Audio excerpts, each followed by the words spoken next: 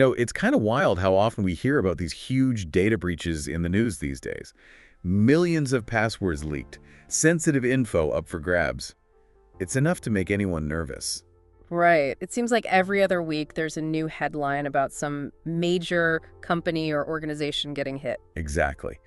And that's what we're diving into today, computer security. But we're going deeper than just the headlines, yeah.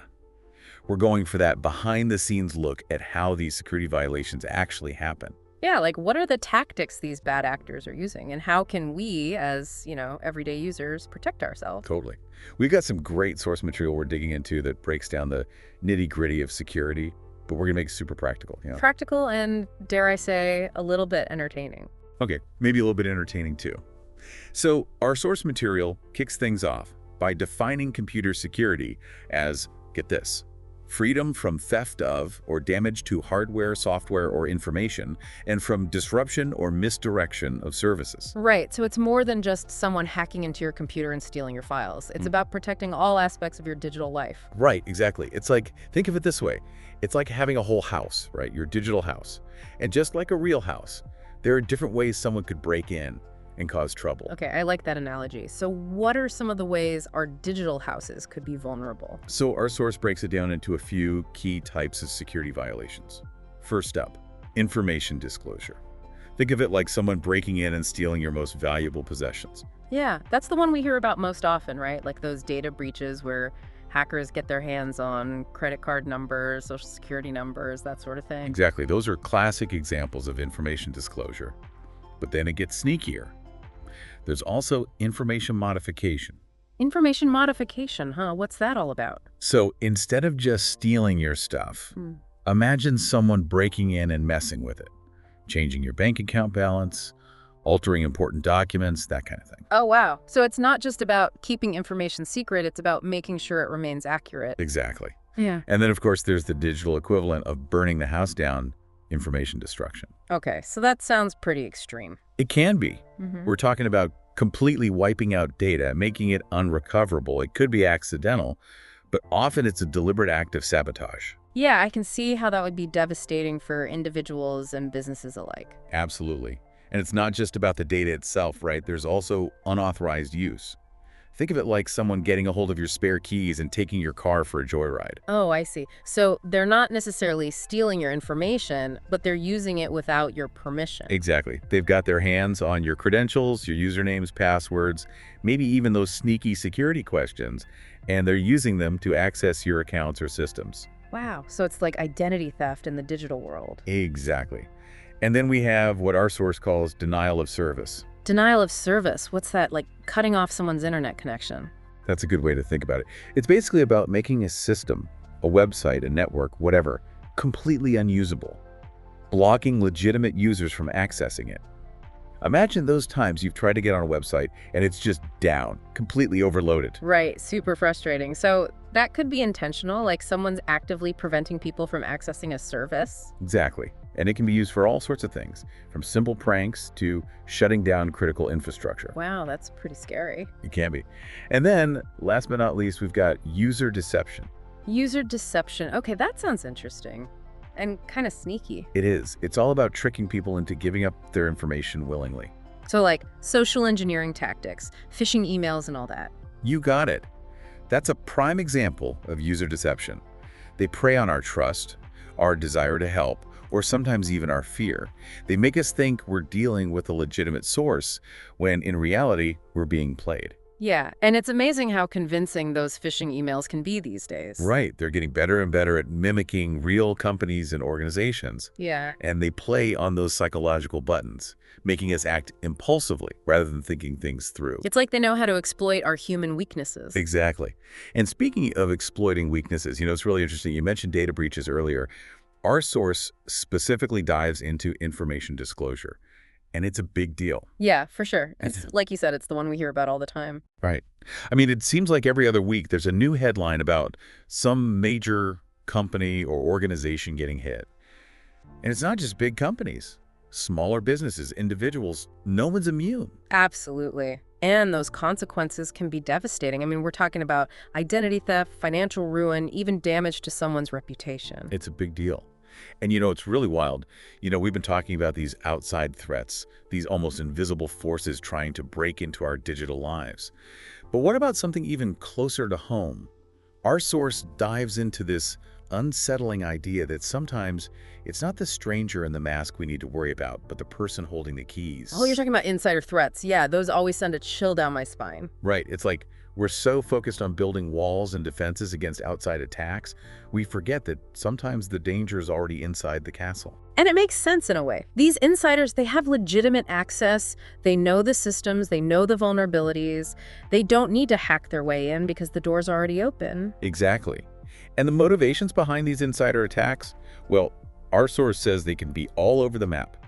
Sometimes it's purely financial. Think corporate espionage, selling secrets to the highest bidder, that kind of thing. Right, like a modern-day spy thriller. But instead of microfilm, they're after algorithms or customer data. Exactly. And then there's the revenge factor. Our source mentions how a disgruntled employee might try to sabotage a company on their way out the door. Oh yeah, the whole, if I'm going down, I'm taking you with me mentality. Yeah. Not exactly the kind of legacy you want to leave behind. Definitely not. And then sadly, there's just plain old malice. Some people, well, they just derive pleasure from causing chaos. That's a tough one to wrap your head around. But I guess it's like any other crime, there's not always a clear-cut motive. Right. So let's talk tactics. How did these insiders actually pull off these attacks? Our source highlights a few methods that are, well, kind of ingenious. In a scary way, of course. Lay it on me, I'm ready for the spycraft. Okay, first up we have the logic bomb. Sounds pretty dramatic, right? It does. What is it, like a piece of code that self-destructs after a certain amount of time? That's a pretty good way to put it. It's essentially a piece of code hidden within a system that's programmed to activate at a specific time or when a certain event happens. Oh, so it's like a timed explosive hidden within the software itself. Exactly. Our source gives an example of a disgruntled employee planting a logic bomb set to go off after they leave the company. Deletes critical files, corrupts data, you name it. Talk about a bad breakup. And the worst part is, it could be weeks, months, even years before it goes off. By then, the damage is done. And because it's often buried deep within the system, it can be incredibly difficult to detect. Like a virus lying dormant.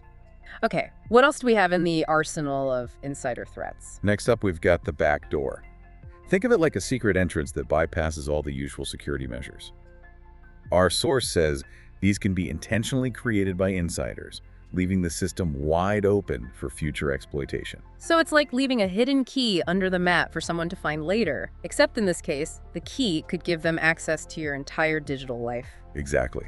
And that someone could be anyone, competitors, hackers, even foreign governments. And because it's a backdoor, it wouldn't set off any alarms, right? The system would just think it's a regular user coming and going as they please. Exactly. It's a security nightmare. Okay, those are some pretty hardcore tactics. What else you got?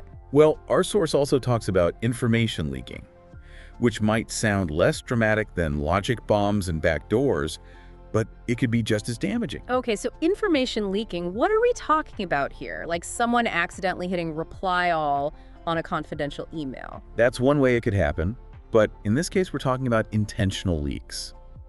Our source describes it as someone deliberately disclosing confidential data, often for personal gain. So like selling company secrets to a competitor or leaking sensitive information to the press. Exactly. And the motivations, well, they can be varied. Some people are in it for the money, others might be seeking revenge, and then there are those who are driven by ideology. They believe they're exposing wrongdoing, even if it means breaking the law. Right, the whole whistleblower scenario. It's a tricky one, for sure. It is. And our source mentions something called login spoofing, which is a really interesting example of how insider knowledge can be used against us. Login spoofing. Okay, you're going to have to break that one down for me. So, have you ever encountered those fake login pages? They look almost identical to the real deal. Same logos, same branding, but they're actually designed to steal your credentials. Oh yeah, those phishing scams. They're getting sneakier by the day. I almost fell for one myself recently. Right. And that's the whole point. They're designed to trick you, to make you think you're on a legitimate site, when in reality, you're handing over your username and password to the bad guys. And I bet those insider threats, they have even more success with this kind of thing. Exactly. Because they often have access to internal systems. They can create these spoofed pages that are even more convincing. They might know the specific layout, the wording, even the little details that most people wouldn't even notice. Oh, that's devious. So it's like they're using their knowledge to create the perfect trap. Exactly. And what's really interesting is that our source talks about how some systems are now using specific character sequences to combat this. Character sequences? Like what? A secret code that only legitimate users know? Kind of. It's more like a trigger. So let's say you're on a website and you're about to enter your login details. If you type in a specific sequence of characters, it could be anything. Really, it triggers the real login screen to appear. Oh, that's clever. So even if you're on a spoofed page, that sequence will reveal the truth. Exactly. It's like a secret handshake that only the real system knows. Okay, that gives me a little more hope. But still, it's kind of scary to think about all the ways our information is vulnerable, even from the inside. It's like you said at the beginning, sometimes it's the people we trust the most who can hurt us the most. It's true, and it highlights how important it is to be vigilant on all fronts. We can't just focus on building stronger walls. We also need to be aware of who we're letting through the gate. It's wild to think about, right? All this talk about logic bombs and backdoors, it's like something out of a spy movie. But sometimes, the most effective attacks aren't about fancy code or technical wizardry. Sometimes, it's as simple as knowing which buttons to push. Oh, absolutely. The human element, the psychology of it all, that's where things get really interesting. Right. Our source dives into this idea that humans, well, we're naturally inclined to trust.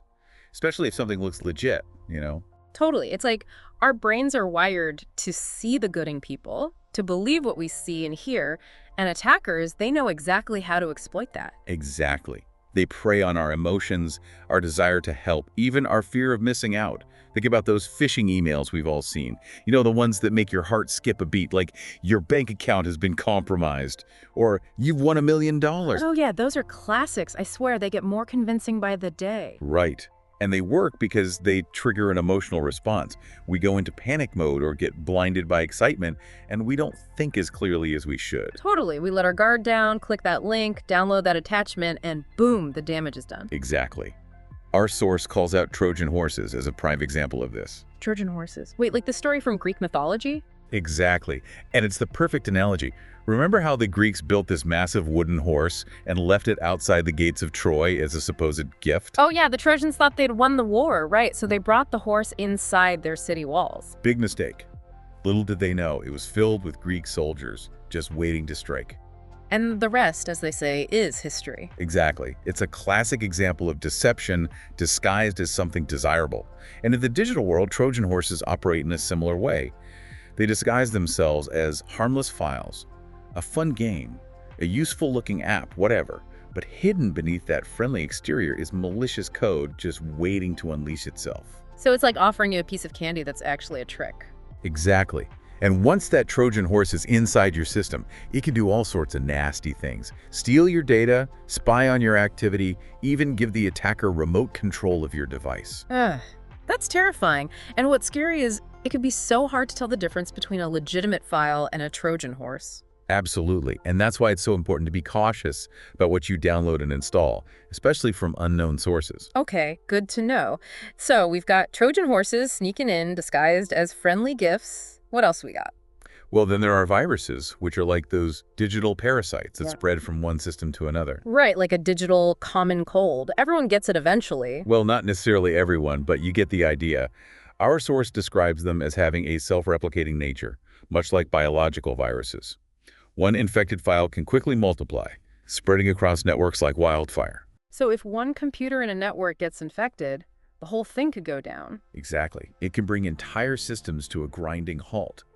And just like those biological viruses, these digital ones are constantly evolving, mutating, changing their code to avoid detection. So even if you've got good antivirus software, there's no guarantee it'll catch every single threat. Exactly. It's a constant game of cat and mouse between the good guys, the security researchers and software developers, and the bad guys, the ones creating and spreading these viruses. Oh, it's like a never-ending arms race. Exactly. And, you know, we've been talking about these external threats, but our source also dives into some of the ways our own systems can be vulnerable. Oh, you mean like weaknesses in the software itself? Exactly.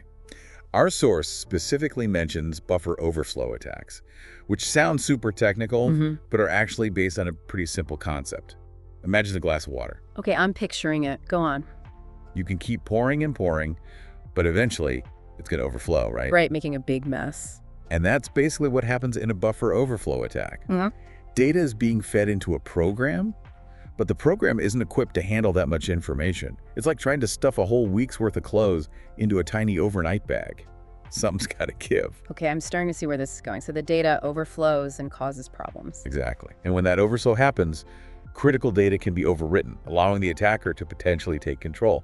It's like they're exploiting those tiny cracks in the system's foundation to bring the whole thing crashing down. Wow, that's scary. So it's not just about preventing viruses from getting in, it's also about making sure our systems themselves are secure. Exactly.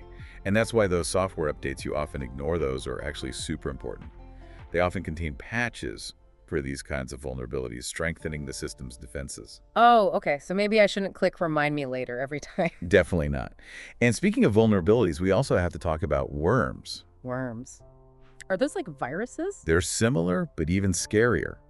Our source describes them as having the ability to self-replicate and spread from one system to another, often without any human interaction at all. Wait, so they can just spread on their own? They don't need someone to click on a link or download a file? Exactly. They exploit vulnerabilities to move from one system to the next, like a digital plague spreading through a network. And because they can replicate so quickly, they can cause widespread damage in a very short amount of time.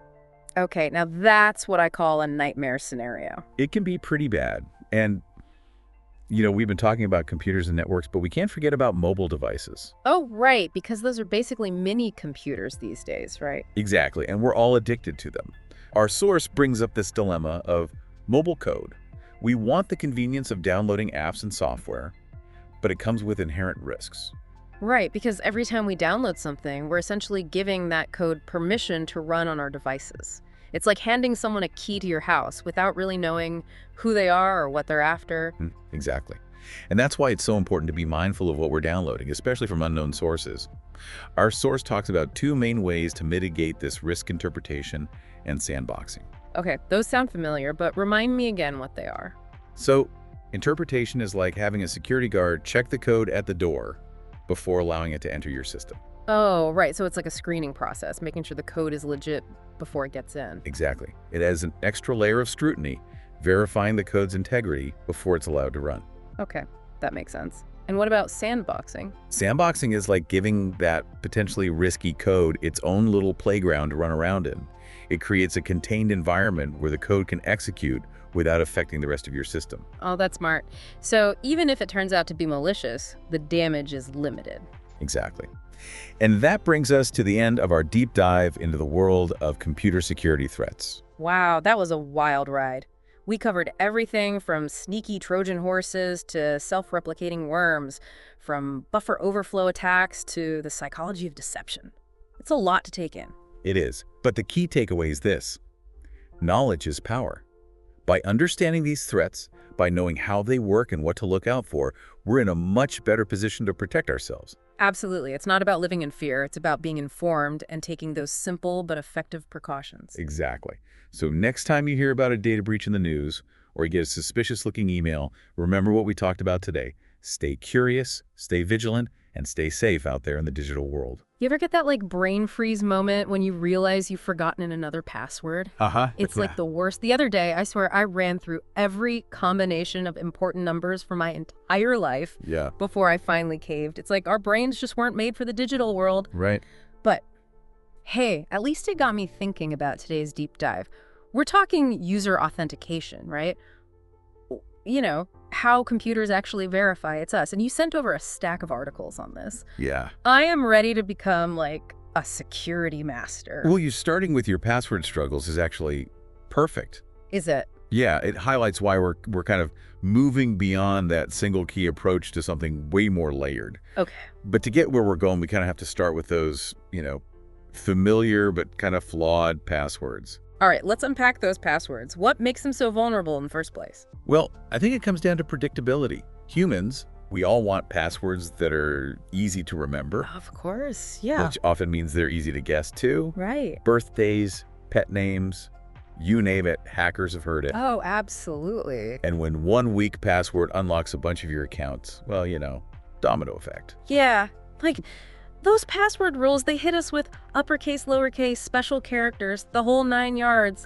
My bank practically wants a freaking novel. Yeah. What's the deal with all that? Right, so all those complexity requirements, they do actually make it tougher to just brute force a password. Oh, okay. You know, like a computer just blindly trying every combination. Yeah. And those expiration dates, think of it as damage control. If a password does get compromised, at least it's only good for a limited time. Right. Right? But none of that actually solves the root problem. Oh, okay. We forget, we take shortcuts, we fall for those phishing scams. So it's always human error, huh? Pretty much, yeah. Even with all the tech trying to protect us, let's say we actually are being super careful with our passwords, making them strong, unique, the whole thing. How are those actually stored securely? That is where hashing comes in. Hashing! Yeah, imagine like throwing your password into a blender Okay. and it just spits out this gibberish smoothie. Okay. That smoothie, that's your password's hash. And it's a one-way transformation. You can't reverse engineer a smoothie back into the ingredients. Okay. Okay, so it's like a secret code that only the system understands. Exactly. You know what? One of the articles actually had this whole section on this. It was saying that even if a password database gets hacked, the actual password should still be safe. That's exactly it. Okay. Because your password isn't stored as plain text. Right. So even if hackers got in, all they would find are these gibberish hashes. Okay. And then on top of that, to make it even harder for them, there's this thing called salting. Salting. Okay, now my analogy is breaking down. No, not quite. Okay, good. So think of it like this. It's like adding a dash of random data to your password, before it even gets hashed. So that creates a completely unique hash, even if two people had the same password. It's like your own secret ingredient in the smoothie recipe. That's actually really clever. So even with just a regular password, the hashing and the salting, they're kind of like adding layers of protection there. Yeah, exactly. Okay. But one of these articles mentioned something even more secure, and I'm really curious about this. One-time passwords. So how can a password only work once? It's surprisingly straightforward. Think of it as like a constantly changing code. Okay. A device, like a physical token or even an app, Yeah. generates this password, and it's only valid for one single login attempt. You see it once, poof, it's gone. So even if someone was snooping around and got that password, it's useless the next time they try. Exactly. It's like a self-destructing message. Really cuts down on the risk of anyone else getting in. And that sounds like a serious security upgrade. It is. But what happens if, say, you lose that device that generates these one-time passwords? Are you just locked out forever then? That's a great question. And that's exactly why these systems often have backup options built in. Okay, that makes sense. So you might have recovery codes, other ways to verify your identity. It's all about finding that balance between really strong security and, not making it a nightmare to use. But here's where it gets really interesting. Imagine getting rid of passwords entirely. Ditching passwords entirely. Okay, now you've got my full attention. What could possibly replace this, I don't know, this love-hate relationship we have with passwords? Well, we've been talking about passwords as this thing, Right. but there's this whole other world of authentication that's based on what you have and even what you are. Okay. Yeah. Okay, break those down for me. What you have, so that's more than just like remembering something, right? Exactly, yeah. Think like physical objects. So a key fob, little USB token, even your smartphone sometimes. Right. Like when you have to go through two-factor authentication. They send a code to your phone, you have to put it in. Right, yeah. I use that for like a bunch of my accounts. Yeah. It definitely makes me feel more secure. It's a simple extra layer, but it really works. Yeah. But then there's this even more like futuristic sounding one, what you are. Oh, okay. And this is where biometrics come in. Biometrics. See, now those are everywhere, like fingerprint scanners and stuff. It's almost easy to forget, like how sci-fi that seemed not that long ago. Right. And it's not just fingerprints anymore. Oh, right, yeah. We're talking facial recognition, iris scans, voice analysis, even like the geometry of your hand. Wow. They all have their own strengths and weaknesses. Yeah, one of the articles had like a whole table comparing them. Some are crazy accurate, like those iris scans you mentioned. Yeah. But then other things, like voice analysis didn't seem quite as, I don't know, reliable. Yeah, and that's exactly it. Yeah. Accuracy is key, but then you also have to think about like practicality and cost. A retina scan might be super secure, but you need all this specialized hardware. Yeah, for sure. And who wants someone all up in their business like that every time they log in. Yeah, not me. So it's kind of a trade-off then between the security and how easy it is to use and, I don't know, what people are actually willing to do. Exactly. And this is where, like, really understanding the nuances of biometrics is important. Right. Because unlike passwords, which are either right or wrong, biometrics are all about probabilities. Probabilities.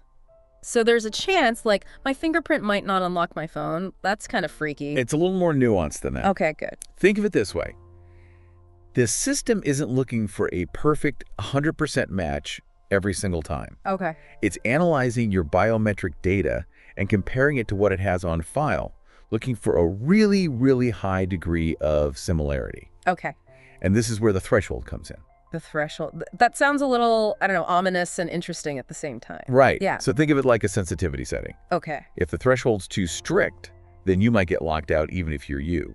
But if it's too lax, well, then someone else might be able to slip in. So finding that sweet spot is key. So it's all about balance again. But if we're talking about not using passwords at all, there's got to be more to this what you have category, right? What about those like physical tokens we were talking about before? Yeah, absolutely. So hardware tokens, unlike your smartphone, those can't really be infected by malware, which makes them super secure. Right. Some of them even use something called a challenge response mechanism. Challenge response. Now that does sound interesting. How does that work? Okay, so think of it like a secret knock, right? Okay. Each time you log in, the system sends a unique challenge to your token. Okay. Only your token knows the right response to send back. So that proves it's really you. Oh, wow. And that stops anyone from like intercepting your password or code and using it. So it's like a little digital conversation to make sure everyone is who they say they are? Exactly. That's really clever. It sounds like these tokens could be like a game changer for important accounts. Yeah. But wouldn't it be kind of a pain to have to carry around all these extra gadgets? Yeah. Is there a way to combine these different things? Or is it kind of like one or the other?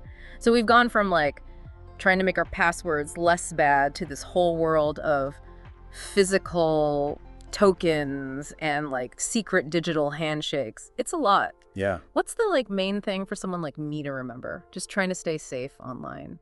I think the biggest thing is security. It's not really a finish line. It's more like a journey, right? Right. It's about all these different layers, not just one super strong lock. Okay.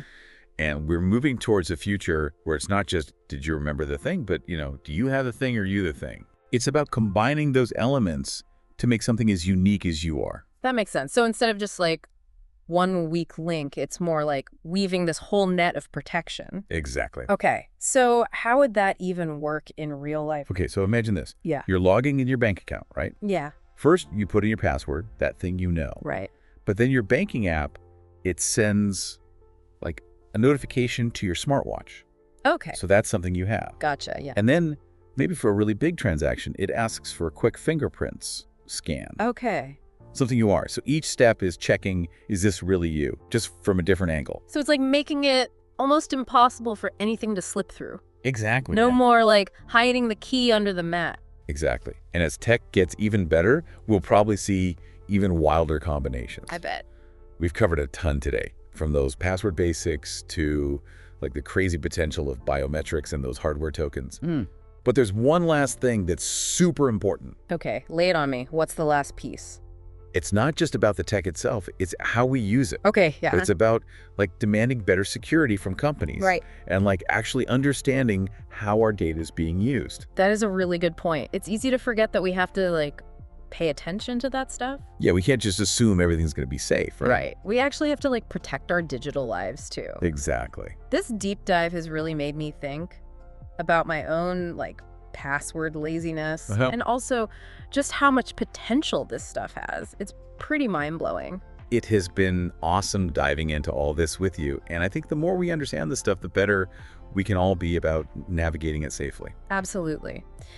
And for our listeners, if you're feeling like super curious about all this, we've got links to the articles we mentioned in the show notes. Yeah. You can get all those fascinating details about like the future of user authentication. But until next time, stay curious and stay secure. Ever ordered like a giant pizza with friends and you only end up eating like 1 or 2 slices? Kind of like what we're talking about today, but instead of pizza, it's your computer's memory. And those slices are how your apps actually run. Ooh, that's a really good analogy. Yeah, so we're going to be diving into the world of operating systems today, specifically how they're able to launch new processes, even when those processes need a lot of resources, quickly and efficiently. One of the tricks that they use is this really cool technique called copy on write. Copy on write, I love that name. It sounds pretty self-explanatory, but I feel like our source material, this operating systems textbook, gets into some really interesting nuances with it. Absolutely, yeah. So like every time that you open up a new app, like a program on your computer, your operating system needs to create what's called a process. And a process is basically like a dedicated workspace for that app. It has all of its own instructions, and most importantly, it's given its own chunk of memory. Okay, that makes sense. So how does copy on write play into that, like the memory allocation of it all? Yeah, you got it. So traditionally, whenever a new process is created, we call this forking, the operating system would completely copy all of the parent process memory for the child process. So like sticking with that pizza analogy, we're ordering a second giant pizza, even though our friend only wanted a few slices. Seems kind of wasteful. Exactly. And that's where copy on write comes in. It's this really brilliant optimization strategy. So instead of doing that, instead of making a full copy right away, the parent and the child process, they actually share the same memory pages. But these pages are marked specially as copy on write. So they're sharing the pizza box, but no one's claiming slices yet. Exactly. And so here's the key. A separate copy of that piece of shared memory, it's only made when one of the processes needs to modify it. So if the child process needs to change something, then the operating system will step in and make a copy of that specific piece of memory. Okay, so that's really clever. It's only when they need to change it. Our source actually gives a good concrete example of this. It says, say a child process needs to update something on the stack. Can you maybe explain what that means in non-techie terms? Yeah, of course. So you can kind of think of the stack like, imagine a scratch pad, right? So this is where the process can temporarily store information while it's working. It's kind of like, if you jot down a phone number on a sticky note.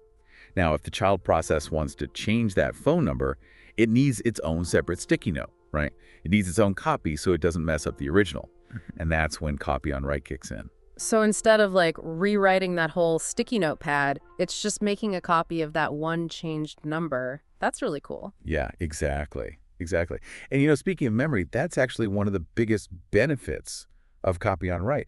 Think about it. If you're constantly making full copies of memory every time you open a new app, your computer would get so bogged down. Oh yeah, for sure. It'd be like trying to run a marathon with a backpack full of bricks. Exactly, yeah. So copy on write is kind of like swapping those bricks for something much lighter, And it really lets your computer run smoother and faster. Much better. Yeah, because by sharing those unmodified memory pages, it's preventing your computer from getting bogged down with all this redundant information. And this isn't just for opening apps. This is happening all the time behind the scenes. That's wild. So our source actually mentions another technique related to this called vfork. It's described as a variation on fork, which we talked about earlier. So is that also one of those behind the scenes things? It is. So vfork, it actually takes this whole concept of sharing to a whole other level, even more so than copy on write. Oh, wow. Okay. Yeah. So with copy on write, there's still that initial setup of marking pages as shared vfork. It's kind of like saying, hey, we're a family here. Let's just use the same workspace, no boundaries. Sounds a little risky. Kind of like sharing a room with a sibling. You never know what you might find. Yeah, and you're right. There are some risks involved because if the child process isn't extremely careful, it could accidentally overwrite something important in that shared memory space. Yikes. So it's like writing directly in that shared textbook without making a copy first. Exactly. Wrong move. That's why vfork is usually saved for really specific situations where speed and efficiency are absolutely critical and the risks are very carefully managed. For example, it's used a lot of times when that child process is immediately going to execute a new program. Okay, so it's like I'm borrowing your pen just to jot down a quick note because I know I'm giving it right back. Precisely, yeah. Yeah. All about trust. Exactly. And that careful use of vfork is actually a big part of why some command line interfaces, like in Unix systems, can feel so incredibly responsive. They're just hardwired for speed. Wow, that's so cool. But that speed comes at the cost of needing to be extra cautious, right? Yeah. That's an interesting trade-off. Speaking of trade-offs, our source mentions that copy on write, even vfork, isn't limited to just one type of operating system. It seems like it's actually used across Windows, Linux, Mac OS. So no matter what kind of computer you're using, copy on write is probably happening somewhere. That's right. And it really just goes to show how elegant and powerful this concept is. It's really cool to see how this one optimization can have such a ripple effect, like improving the performance of countless systems. It's kind of mind-blowing thinking about all this stuff happening behind the scenes every time like I open an app or something. It really is. Yeah. Yeah, and it really speaks to how like ingenious the operating system designers are, constantly searching for ways to just make our digital lives like as smooth and efficient as possible. Yeah, they're like the unsung heroes of like tech. Totally. So to bring it all back, like what would you say is the key takeaway for our listeners about copy on write? Why should they care? I think the biggest takeaway is just the impact that a simple but really powerful idea can have. Copy on write is a perfect example of how, like, optimizing for efficiency can make a huge difference in how our technology performs. And I mean, who doesn't want a faster, more responsive computer? Right, exactly. It's all about working smarter, not harder. Exactly. And what I think is even more fascinating is that this whole concept of like copy only when necessary, it can actually be applied beyond just computer science. Ooh, okay, I like where you're going with this. Like, what do you mean? Well, like think about how we manage resources in our own lives, whether it's our time or our energy or even like physical resources. There might be places where we can be way more efficient if we kind of adopt like a copy on write mindset. Instead of always like making duplicates or starting from scratch, could we find ways to share more and then only actually copy when we absolutely need to? That's such an interesting thought. So like instead of everyone like buying the same book we're all going to read once, we just share one. Exactly. Or like carpooling to an event instead of everyone taking their own car. Exactly. It's all about like finding those creative ways to kind of optimize our resources, avoid unnecessary duplication. It's a small shift in thinking, but I think it could have a big impact in the long run. Yeah, definitely something to think about. I learn so much every time we do these deep dives. Me too. Always a pleasure chatting with you about these really cool concepts. And to our listeners, we hope that this deep dive gave you a newfound appreciation for just how much is happening behind the scenes to make your computer run. Until next time. All right, everyone, get ready, because today we are diving headfirst into the world of computer security. We're talking about keeping our data safe, and specifically, we're zeroing in on a concept called RBAC. Role-based access control. It's kind of a mouthful. It is, but it's one of those behind-the-scenes heroes. Definitely. It's more common than you'd think. And we've got a really interesting source we're looking at today to help us unpack it all. It's all about how RBAC is used in operating systems, specifically Solaris 10. Solaris 10, yeah. I feel like this is one of those things, RBAC, that we hear about but don't always really, get. Absolutely. Yeah. I think it's because security can often feel very abstract. When you break it down, it's all about control. Who has access to what, and what can they actually do with that access? Right, like just because you have a key to a house doesn't mean you have permission to rearrange the furniture. Exactly. And that's kind of how traditional access control methods used to work. Like back in the day, you had this idea of a super user who basically had, well, super access. Oh, yeah. The keys to the kingdom. Exactly. And then you had these things called Situid programs, which also be a bit of a security nightmare because they could basically give users temporary super user powers, which, as you can imagine, recipe for disaster. Yeah, not ideal. So RBAC came along to like bring some order to the chaos. So in a nutshell, what is RBAC? In the simplest terms, RBAC is all about giving users the absolute minimum permissions they need to do their job. No more, no less. Think of it as the principle of least privilege in action. Okay, I'm liking the sound of that already. So instead of everyone being a super user with free reign, you have specific roles, each with very clearly defined permissions. Like, let's say you work in the accounting department of a company. Your role wouldn't give you access to, say, the engineering team's code repositories. Makes sense. So you're basically dividing up the access based on, well, in that example, what department you work in. Right. And within those departments, you can have even more granular roles. So you might have a junior accountant role with more limited access compared to a senior accountant role. It's all about creating this really fine-grained web of permissions. It's like a digital permission hierarchy. Yeah, exactly. And the really cool thing about RBAC is that it's not just about individual users. It can be applied to programs and processes running on the system too, which adds an extra layer of security. Okay, so we've talked about roles, but our source material, it also mentions something called privileges. What's the difference? Good catch. So roles are like the overall job title, right? Accountant, engineer, whatever. Privileges are the specific actions someone in that role can take. Okay, so give me an example. Sure. Let's say you're that accountant again. Your role gives you access to the company's financial database, but your privileges determine what you can actually do with that database. Okay, I'm starting to see it. So it's not just about having the key to the room. Exactly. It's about whether you can open the safe inside the room, and what's more, what you can do with the contents of the safes. Maybe you can look at the contents, maybe you can take things out, maybe you can even put things in. And that all depends on the privileges that have been assigned to your role, right? Precisely. So we've got users, roles, and privileges. How do these three pieces all fit together in an RBAC system? Imagine it like this. You have users. Those are the individuals actually using the system. Each user is assigned one or more roles, and each of those roles has a specific set of privileges attached to it. So let me see if I've got this straight. I'm a user, I log in, and based on the role I've been assigned, let's say editor, I'm automatically granted a certain set of privileges. Exactly. You got it. And this whole system, this RBAC structure, it's not just some theoretical concept, right? It's actually used in real-world operating systems like Solaris, which is what our source material focuses on. Absolutely. Solaris was actually one of the early adopters of RBAC, and they really went all in on it. Their RBAC system is super granular and really well defined. In fact, if you look at figure 16.4.1 in the source material, you can see a diagram of how all the pieces fit together.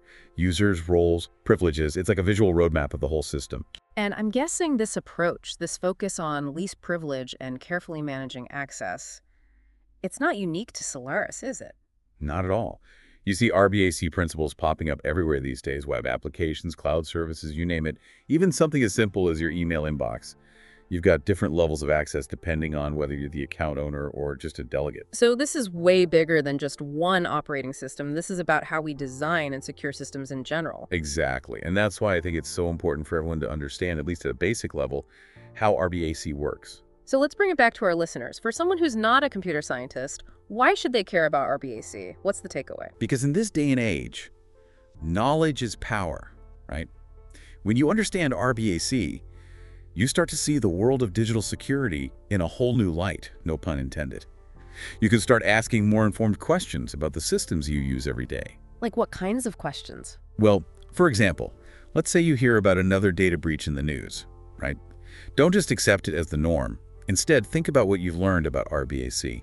Ask yourself, did this company have a robust RBAC system in place?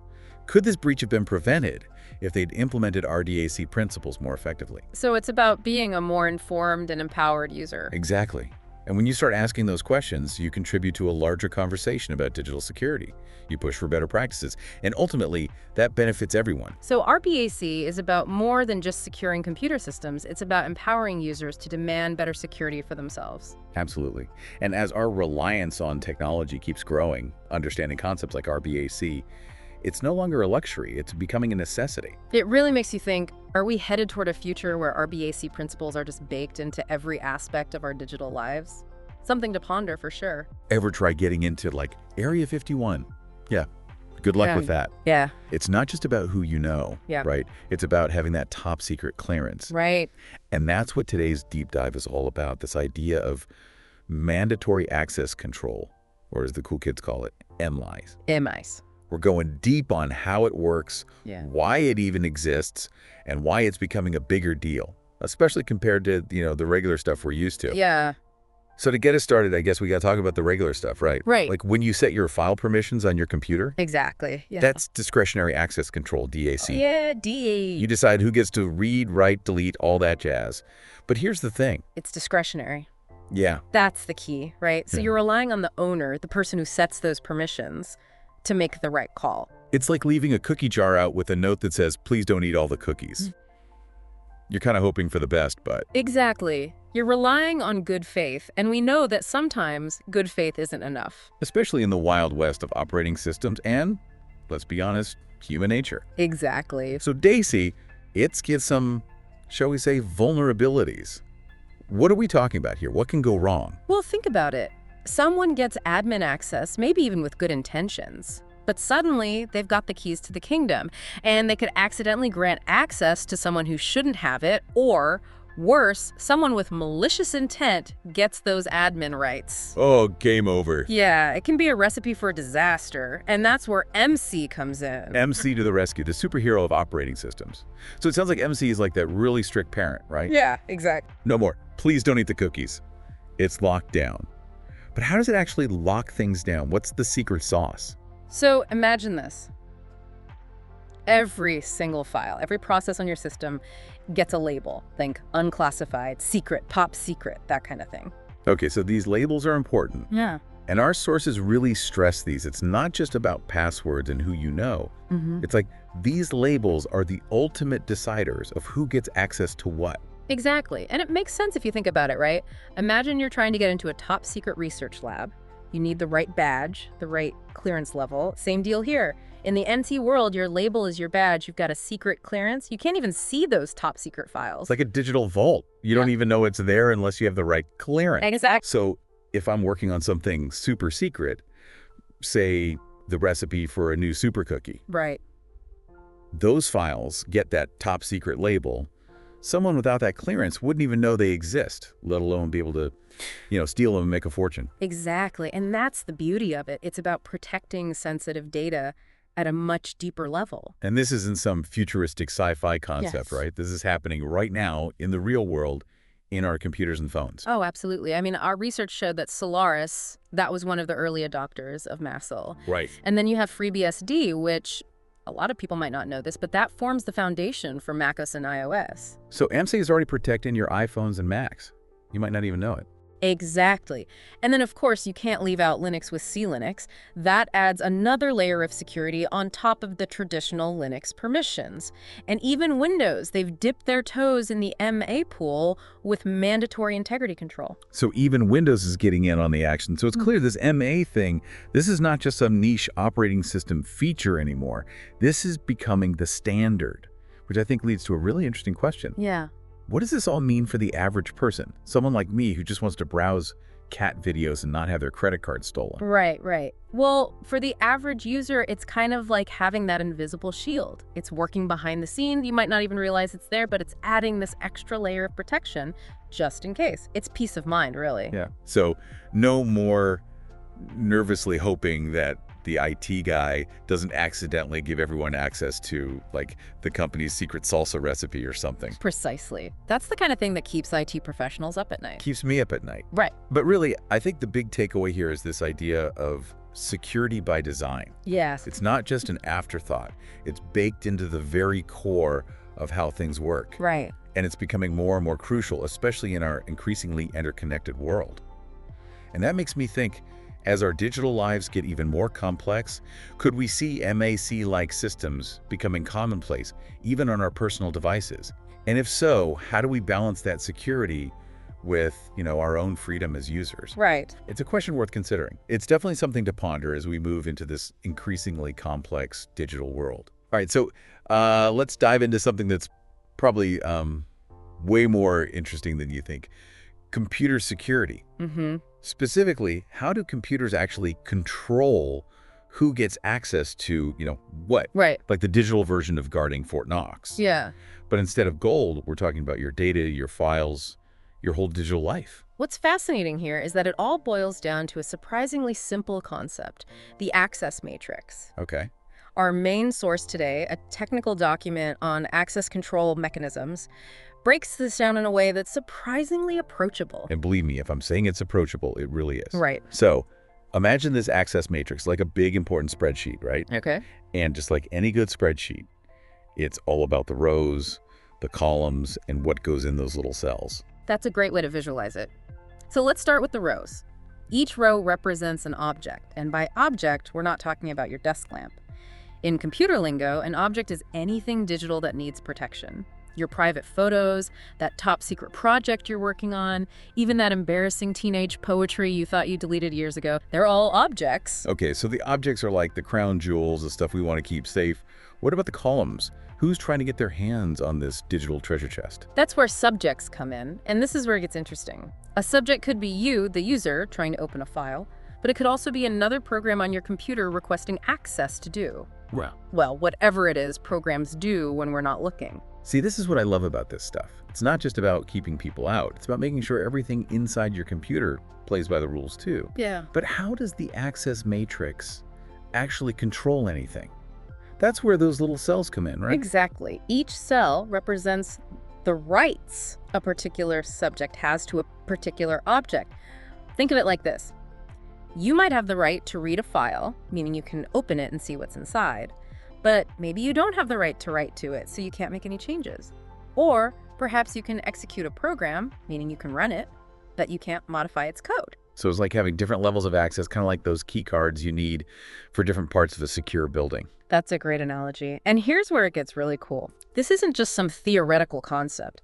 This row-column rights structure, this access matrix, it's the actual foundation of how modern operating systems like Windows, Mac OS, Linux, they all control access behind the scenes. It's the bedrock of digital security. So under the hood, it's all about this matrix deciding who gets to do what with our digital stuff. Yeah. But it's not always a simple yes or no, is it? Our source material mentions this C191 thing in Unix systems. Right. What's that all about? C191. Okay. A fantastic example of how access control isn't always static. It can be dynamic, changing based on the specific situation. Okay. Imagine you need to change your password. Right. A pretty routine task, right? Sure. But think about what's actually happening. That program you're using needs access to the really sensitive parts of your system, the parts that store and manage your password. Okay, that makes sense. You don't want just any program, snooping around in your password database. Right. That'd be like leaving the keys to Fort Knox under the welcome mat. Precisely. That's where C191 comes in. It's like giving a program a temporary security clearance. Okay. The system says, okay, I trust you to handle this sensitive task, so for the duration of this operation, you have elevated permissions.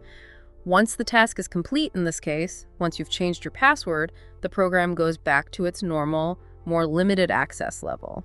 So it's like giving someone a temporary key to a restricted area. Mm-hmm. They get in, do what they need to do, and then the key is gone. Right. No more access. Exactly.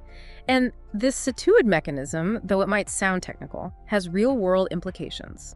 Remember that massive data breach a few years back? The one where hackers got their hands on millions of passwords? Ugh, yeah, that was a mess. Had to change a bunch of passwords because of that. Well, in many cases, those hackers exploited a vulnerability in how C191 was implemented. They found a way to trick the system into giving their malicious program elevated permissions, essentially handing them the keys to the kingdom. Wow, that's scary. It's like those heist movies where they find that one security flaw and then boom, they're in the vault. Exactly. It highlights how crucial it is to get these mechanisms right. But let's dive a little deeper into how these access matrices are actually implemented, because our source material goes on to explain that there are two main approaches: access lists and capability lists. Okay, so this is where I usually start to get lost. It's like walking into a room full of engineers speaking a language I don't understand. Yeah. But hopefully you can keep me from short-circuiting this time. Don't worry, I've got you covered. Let's break it down using something everyone can relate to, a club with a very exclusive guest list. Okay. Think Studio 54 back in the day, but with even stricter security. I like where this is going. Yeah. So everyone's lined up hoping to get past the velvet rope. Right. Now, with an access list, that bouncer at the door, that's your access control mechanism. And he's got his list of who's allowed in. Every single person who walks up, he checks their name against the list. If you're on it, you're in. If not, you're stuck out there with the wannabes. Okay, so that's pretty straightforward. Yeah. The list is the access list, and each name on the list is like a rule. Right. This person has access, this one doesn't. But I'm guessing this approach has its drawbacks. You're quick. Ah. Yes, it's simple. But imagine that line outside the club gets really, really long. That bouncer is going to be checking names all night. It gets very inefficient. That's one of the potential downsides of access lists. They can be slow, especially when you have a lot of requests to process. So what's the alternative? Do we just let everyone into the club? Chaos. Not exactly. That's where capability lists come in. Think of this like having a VIP pass, like a backstage pass that gets you in, no questions asked. You show up, flash the pass, and you're whisked right past that long line. No need to even talk to the bouncer. Now that's what I call efficiency. Right. Having that capability means you have access, end of story. Hmm. But there has to be a downside, right? Mhm. Every system has its weaknesses. I learned that from watching way too many spy movies. You're right, there's always a trade-off. With capability lists, the challenge is revocation. What happens if you lose your backstage pass?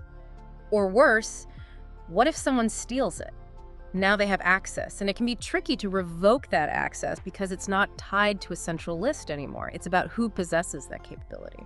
That's a good point. It's like those Find My Phone apps. If the phone falls into the wrong hands, just knowing its location doesn't really help you get it back. Exactly. So each approach, Right. access lists and capability lists, has its pros and cons. And in the real world, operating systems often use a combination of both, depending on the specific security needs. So it's about having different levels of security for different situations, just like that multi-layered approach at Fort Knox. You've got guards, checkpoints, maybe even laser beams, all working together. Right. It's not just one thing, it's the whole system that matters. A perfect analogy, and that brings us to the crucial question of why this matters to you, our listener.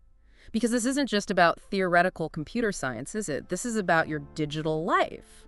It's funny, we talk about digital security, but I think most people, myself included, just kind of blindly click through those permission screens. Right. You know, when you download an app and it says it wants access to your camera or your location, Yeah. we just hit accept, eager to use the app. It's true. We're so used to just accepting these requests without thinking twice. But those access requests, those are your digital bouncers at work. And each accept is like handing over a key to a part of your digital life. So what's the takeaway here? How do we become more discerning about who or what gets access to our digital selves? That's the million-dollar question. It feels like we're constantly handing over these digital keys without even realizing it. Exactly. But awareness is the first step. Start paying attention to those permission screens. Ask yourself, does this app really need access to my microphone? Why does this website want to know my location?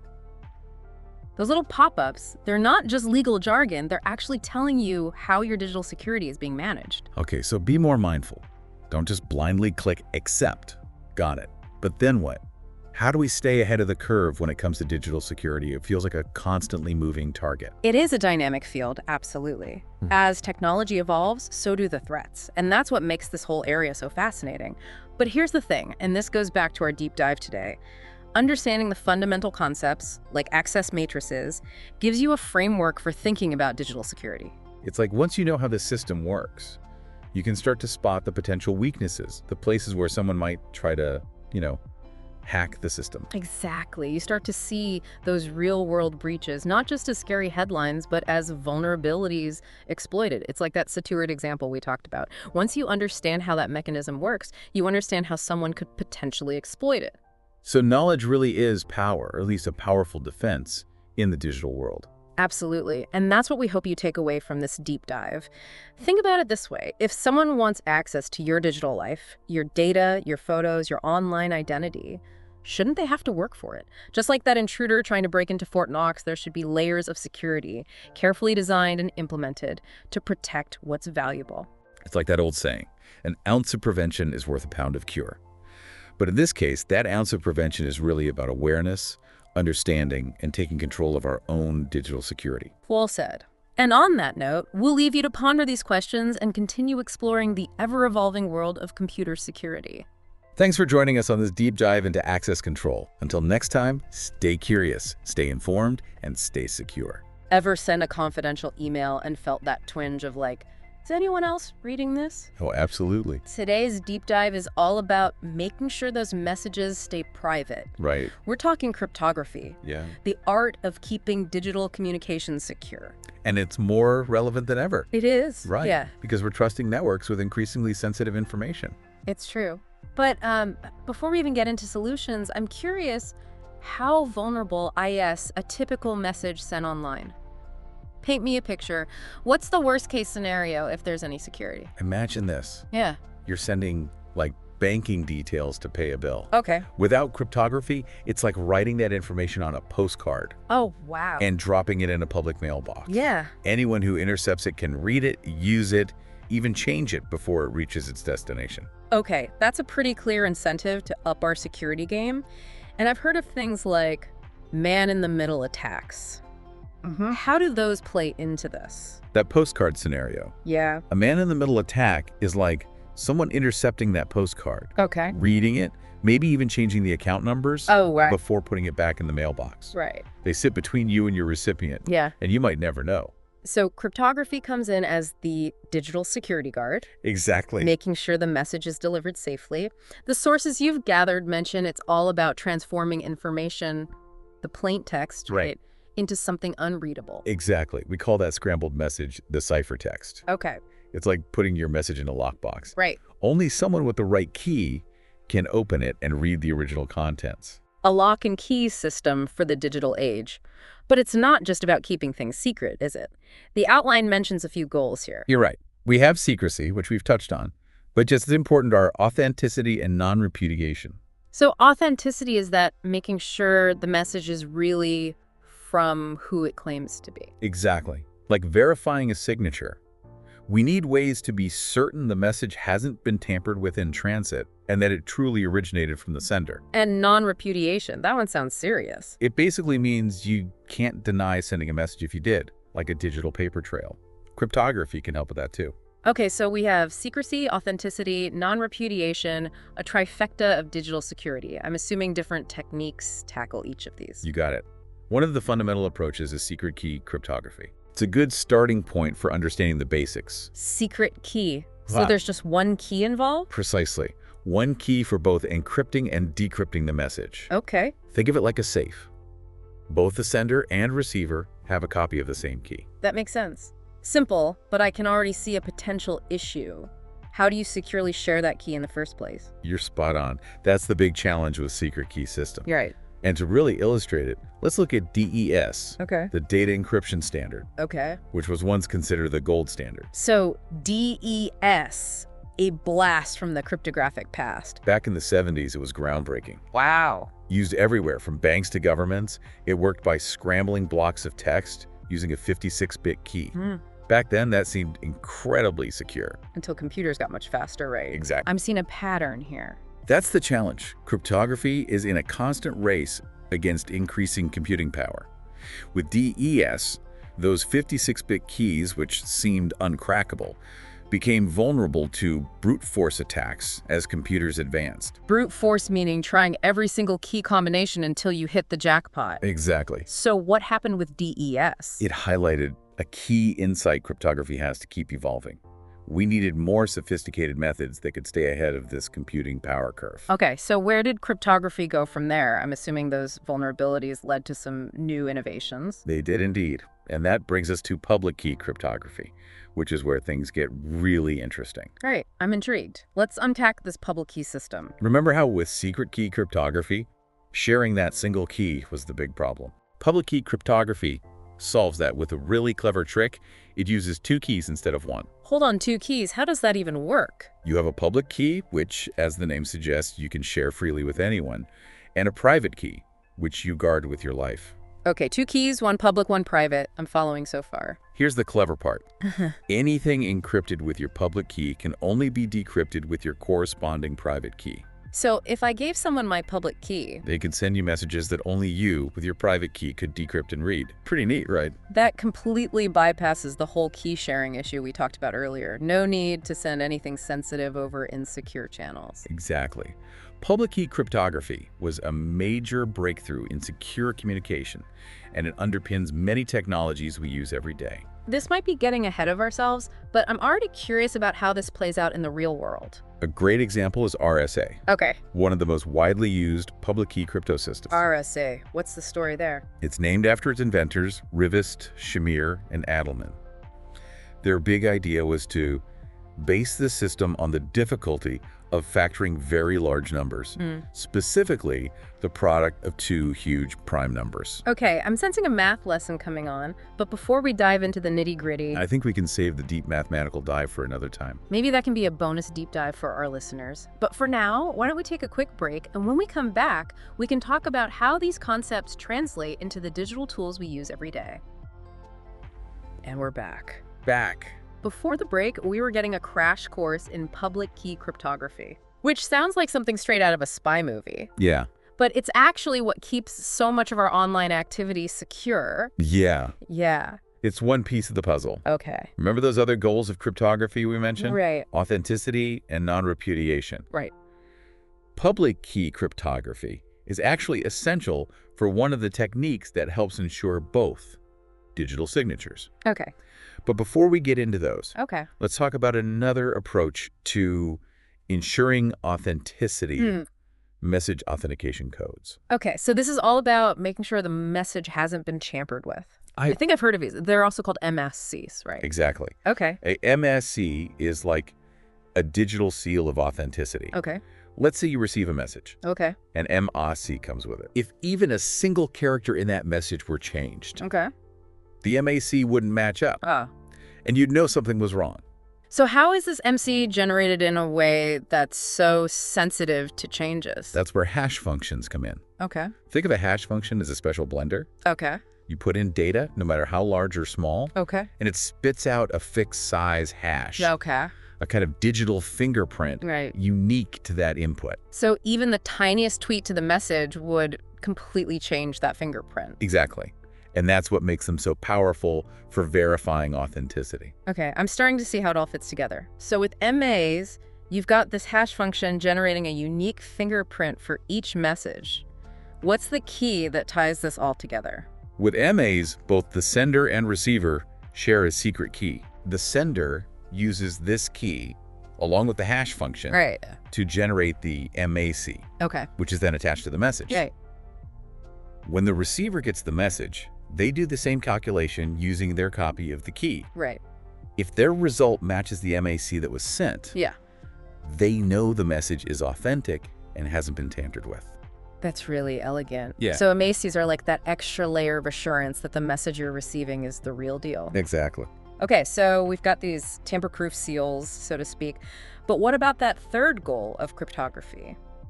Non-repudiation. Where do digital signatures fit into this picture? Digital signatures are like the gold standard for proving someone sent a message Okay. and that it hasn't been tampered with. Okay. They provide both authenticity and non-repudiation. I'm all ears. Give me the rundown of how they work. Imagine you're signing a physical document. Okay. Your unique signature proves it was you, right? Right. Digital signatures work in a similar way, Okay. but instead of a pen, Yeah. you use your private key. So it's like encrypting the entire document with your private key. You could do that, Okay. but to make it faster, Okay. we encrypt a digest of the message, Okay. similar to what we discussed with MMAX. Right. This digest, generated using a hash function, acts as a unique fingerprint for the message. Right. And instead of a shared secret key, Yeah. we use your unique private key to encrypt this digest. Okay. The result is your digital signature, Okay. a kind of fingerprint that's been locked with your private key. Got it. So how does someone on the receiving end actually verify this signature? Do they need my private key too? That's the beauty of the public key system. Right. They only need your public key. Right. Because anything encrypted with the private key can only be decrypted with the corresponding public key. Exactly. If the signature decrypts cleanly with your public key, it proves two things. Okay. First, that the message originated from you, Right. since you're the only one with access to your private key. Right. And second, that the message hasn't been tampered with, Right. since any changes would make the signature invalid. Okay, that makes sense. So with a digital signature, you've got this irrefutable link between you and the message. No denying you sent it. Precisely. Wow. And the fact that your public key is, well, public means anyone can verify your signature. Right. This makes digital signatures incredibly useful for things like online contracts, legal documents, Right. or even just proving the authenticity of software downloads. It's really incredible how this one concept plays such a big role in our digital lives. It is. And it highlights how important it is to keep your private keys safe, Right. because they're essentially the keys to your digital kingdom. That's a good point. I think I need to check my own digital security practices after this. But for now, let's pause for another quick break. When we come back, I'm really curious to hear more about the specific ways cryptography impacts our daily digital lives. We're back for the final part of our cryptography deep dive. Yes. I have to say, I'm looking at my phone a little differently now. Right.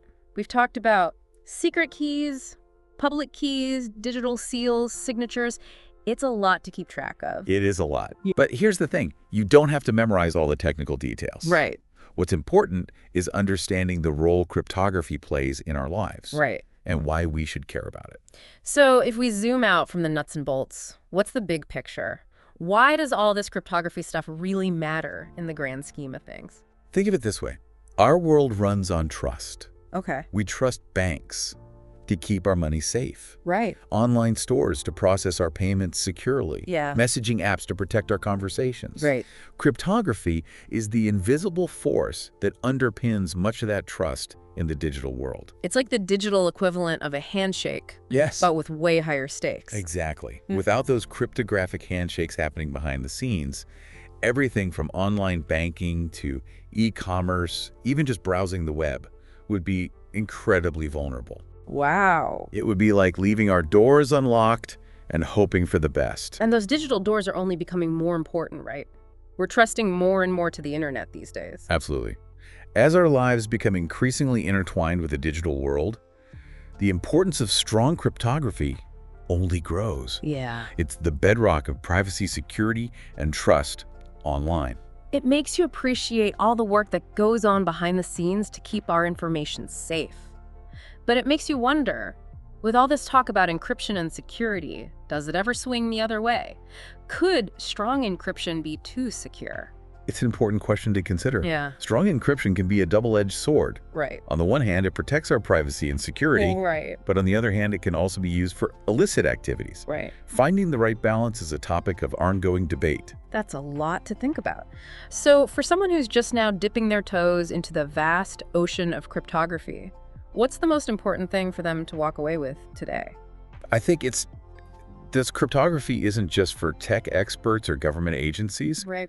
It affects all of us. Right. Every time you log into a secure website, Yes. send a confidential email, Right. or even use a messaging app, Right. you're relying on cryptography to protect your information. It's easy to take it for granted, It is. but it's really the unsung hero of the digital age. It is. Yeah. And like any technology, it comes with both opportunities and challenges. Right. The more we understand about cryptography, the better equipped we'll be to navigate those complexities and make informed decisions about our digital lives. Well said.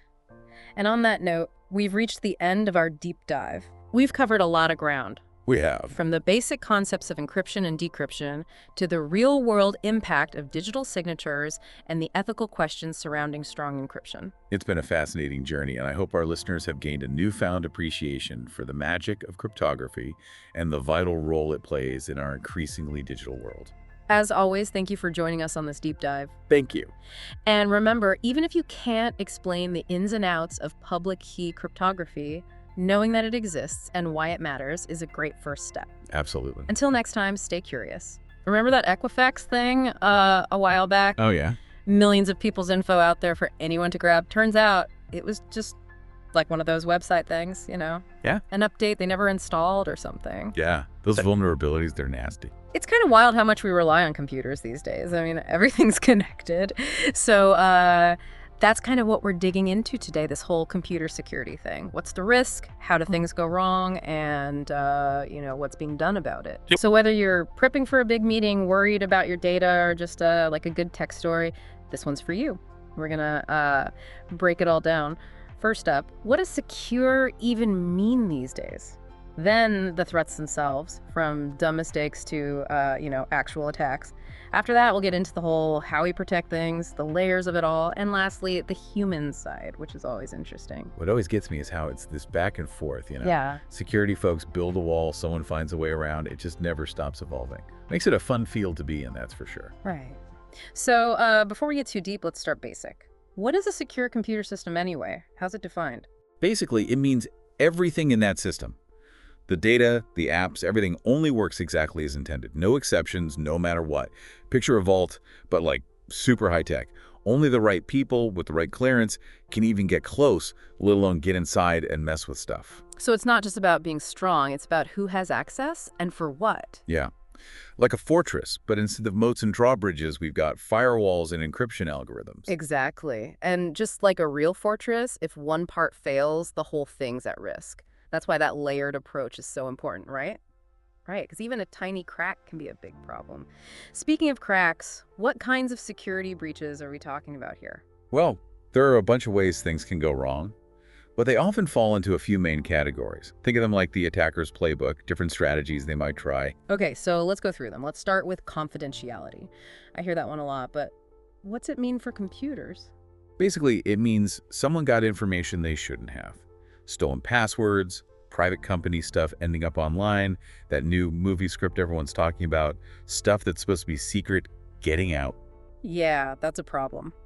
Okay, how about integrity? Is that messing with the data itself, not just seeing it? Exactly. Imagine your medical records getting changed or the code for some important program getting messed up on purpose. That's an integrity breach.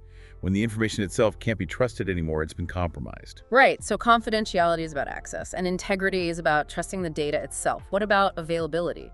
That sounds pretty self-explanatory, like, is the system working when you need it? It's more than just being online. It's about the right people being able to use it whenever they need to.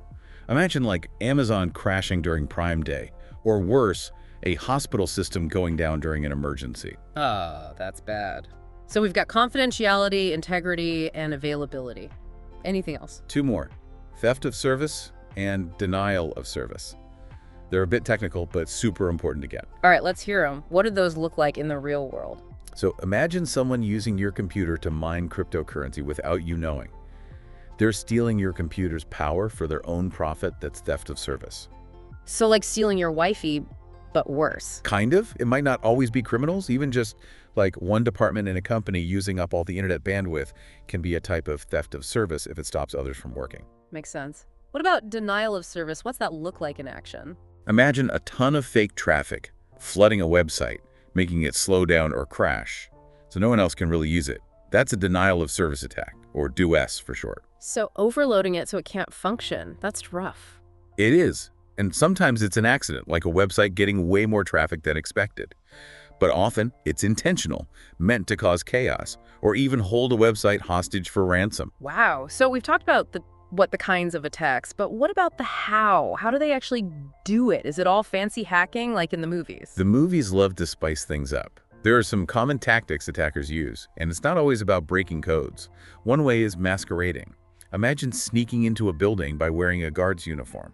That's masquerading, pretending to be someone you're not to get in. Sneaking in the back door, basically. Clever. Exactly. Another common tactic is the replay attack. Imagine intercepting a message, copying it, then sending that same message later to try to trick the system. So it's not always about breaking in, and it's about messing with what's already there. Exactly. And then there's the classic man-in-the-middle attack. Uh-oh, that sounds serious. It can be. Think of it like this. You send a postcard to a friend. Now imagine someone intercepts that card, reads it, maybe even changes it, and then sends it along like nothing happened. They're positioned between you listening and messing with your conversation without you knowing. Wow, that's like next level sneaky. Right. And then there's session hijacking, which is like jumping into someone else's conversation midway through without them realizing it. And finally, there's privilege escalation. It's a mouthful, but it basically means exploiting a weakness to gain more access than you're supposed to have. So it's like starting with the basic login and then finding a way to become an admin. Exactly.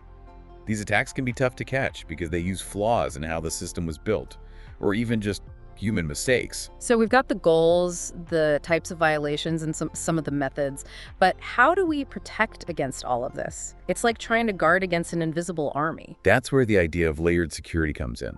Like a real fortress doesn't just have one wall, right? You need multiple layers of defense. So if one fails, the others are there to back it up. Like a backup for your backup. Yeah. Okay, I'm following. So what's the first line of defense in our digital world? The most basic is actually physical security. Might seem obvious, but it's the foundation. We're talking locks on doors, security cameras, guards at data centers, even stuff to prevent damage from fires or floods. So the real world stuff. Makes sense, but does that really affect me? I'm not hanging out in a Google data center. You're right. It's more about those big systems, the ones handling your data every day. Think about it. Your data's on servers, travel through cables. It's everywhere. And each of those needs physical protection. That's a good point. So I might not need to build a vault around my computer, but it's good to know someone is. Right. And that leads us to our next layer, network security. This one's much more digital and affects pretty much everything you do online. Okay, networks. So making sure my Wi-Fi password is strong, that kind of thing. That's a start, but it's bigger than that. Yeah. Today, data is always moving between devices and networks. Your phone to a website, your bank to a store, it's constant. Network security is all about protecting that data while it's traveling, making sure it doesn't get intercepted or messed with along the way. Like if you had to carry a message across a crowded room, you want to make sure it doesn't end up in the wrong hands. Perfect analogy. And that's where firewalls come in. They're like security checkpoints, controlling who and what can enter and leave the network. So they check your ID at the door. Exactly. A firewall looks at each piece of data going in and out. If something seems suspicious, it blocks it. It's a barrier between you and the bad guys out there. Good to know.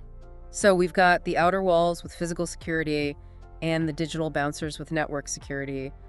What's next? The next layer is something we use every time we use a computer. The operating system. It's the core of your computer, the software that makes everything else work. Okay, so we're going deeper into the software now. What kind of protection are we talking about here? At this level, we need to stop things like malware, viruses, ransomware, all those nasty programs that can steal your stuff or lock you out of your own computer. Ah, so this is where antivirus and all those updates come in. You got it. Think of it like reinforcing the walls of your fortress. Updates fix weak points before the bad guys can use them. Patching up the holes, so to speak. Makes sense. But what about all those apps we use? Do they have their own security? That's our final layer, application security. This is all about making sure the apps we use every day, from web browsers to games, are designed with security in mind. Because even one bad app can be a problem, right? Like, it doesn't matter how strong the lock is if you leave the window open. Exactly. And that's why it's important to be careful about the apps we download, what permissions we give them, and think about the risks. So it's not just about having this security, it's about using it right. Knowledge is power, right? Absolutely. And that brings us to a huge part of security that's often overlooked. Yeah. The human element. Oh, interesting. Well, we're going to have to save that for after the break. But real quick, think about the apps you use. Do you really know how they protect you? We'll be back soon to explore that and more. And we're back. Before the break, we were talking about all those layers of security, firewalls, operating systems, the works. But like, you could have the strongest door in the world, but if someone leaves a window open? Exactly. And that's the thing about cybersecurity often. The weakest link isn't the tech itself, it's us, the humans using it. Yeah, like what's the point of a complex password if you write it down on a sticky note, right? Exactly. And the people trying to break in, they know that. They use our trust, our curiosity, even our desire to help to get around all those fancy defenses. They target us, not the machines. That's kind of creepy when you think about it. So what about this social engineering I hear about? It sounds like something out of a spy movie. It's become a bit of a buzzword, but it's really just the art of tricking people. It's about getting someone to give up info or access without even realizing they're being tricked. Like hacking the human, not the computer. So less about breaking codes, more about smooth talking your way in. Pretty much. And they can be really good at it, playing on your emotions, making you act without thinking. Like with phishing. You ever get those emails that seem like they're from your bank or something? Oh yeah, all the time. Is that what that is? Could be. Those messages are designed to make you panic or get excited, so you click without thinking. Like, claim your prize now, or update your info, or your account will be locked. Oh man, I almost fell for one of those last week. It said I'd won a lottery I never even entered. See? They almost got you. If you'd clicked that link, they could have stolen your info, or even downloaded something nasty onto your computer. It's scary how convincing they can be. So what can we even do about it? It's like we're fighting our own brains. It's tough, for sure, but knowledge is power. The more you know about these tactics, the easier it is to spot them. So being careful, using common sense, all that. Exactly. Don't trust everything you see. Be wary of anything that seems too good to be true. Those are usually the biggest red flags. Yeah, like those "you've won a free cruise" pop-ups. Those are never legit. Exactly. Don't click random links, especially from people you don't know. And if something seems fishy, trust your gut. And if you do see something suspicious, what then? Report it. Most email providers, banks, they all have ways to report phishing attempts. Even the government has a site for it. The more we report, the harder it is for these guys to operate. It's a team effort, basically. But all this talk about human error, it makes you wonder, what else are we missing? What other vulnerabilities are out there that we haven't even thought of yet? That's the million-dollar question, isn't it? As technology gets more complex, new weaknesses pop up all the time. It's like we're building a bigger castle, but with each new addition, a new way in appears. It's true. And the more we rely on interconnected systems, all those smart devices and cloud stuff, the more complex it gets. It's not just one computer anymore, it's a whole network of things. So the more connected we are, the bigger the target. How can we possibly keep up? Well, we have to change how we think about security. It's not enough to just react anymore. We have to be proactive almost. Paranoid, you could say. Paranoid. Okay, now you've got my attention. How do we get all paranoid about security? In a good way, I mean. It's about looking ahead, anticipating threats before they even exist, and adopting new strategies to deal with them. One big one is the idea of zero trust. Zero trust. That sounds a little intense. It might sound harsh, but in the world of cybersecurity, a little distrust can be a good thing. Basically, zero trust assumes no one and nothing is automatically trustworthy, even if they're already inside the network. Every single attempt to access anything is checked and double-checked. So even if I'm already logged in, every time I want to do something, it's like, prove it's really you. Pretty much.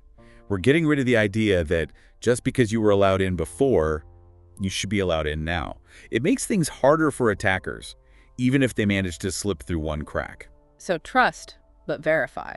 Or maybe don't trust at all, just verify. Exactly. But it's not just about new ways of thinking, we've also got new tools. AI and machine learning are changing the game when it comes to security. Right, those are everywhere these days. But what do they actually do for security? They're like superpowered security guards. Huh? They can analyze huge amounts of data, looking for patterns and anomalies that might indicate a threat. Things humans might miss, they pick up on. So like they can tell if someone's trying to sneak in the back door because they're walking funny? Kind of. They analyze network traffic, system logs, even user behavior to spot those subtle hints that something's off. It's like having a security system that never sleeps and is always learning new tricks. You got it.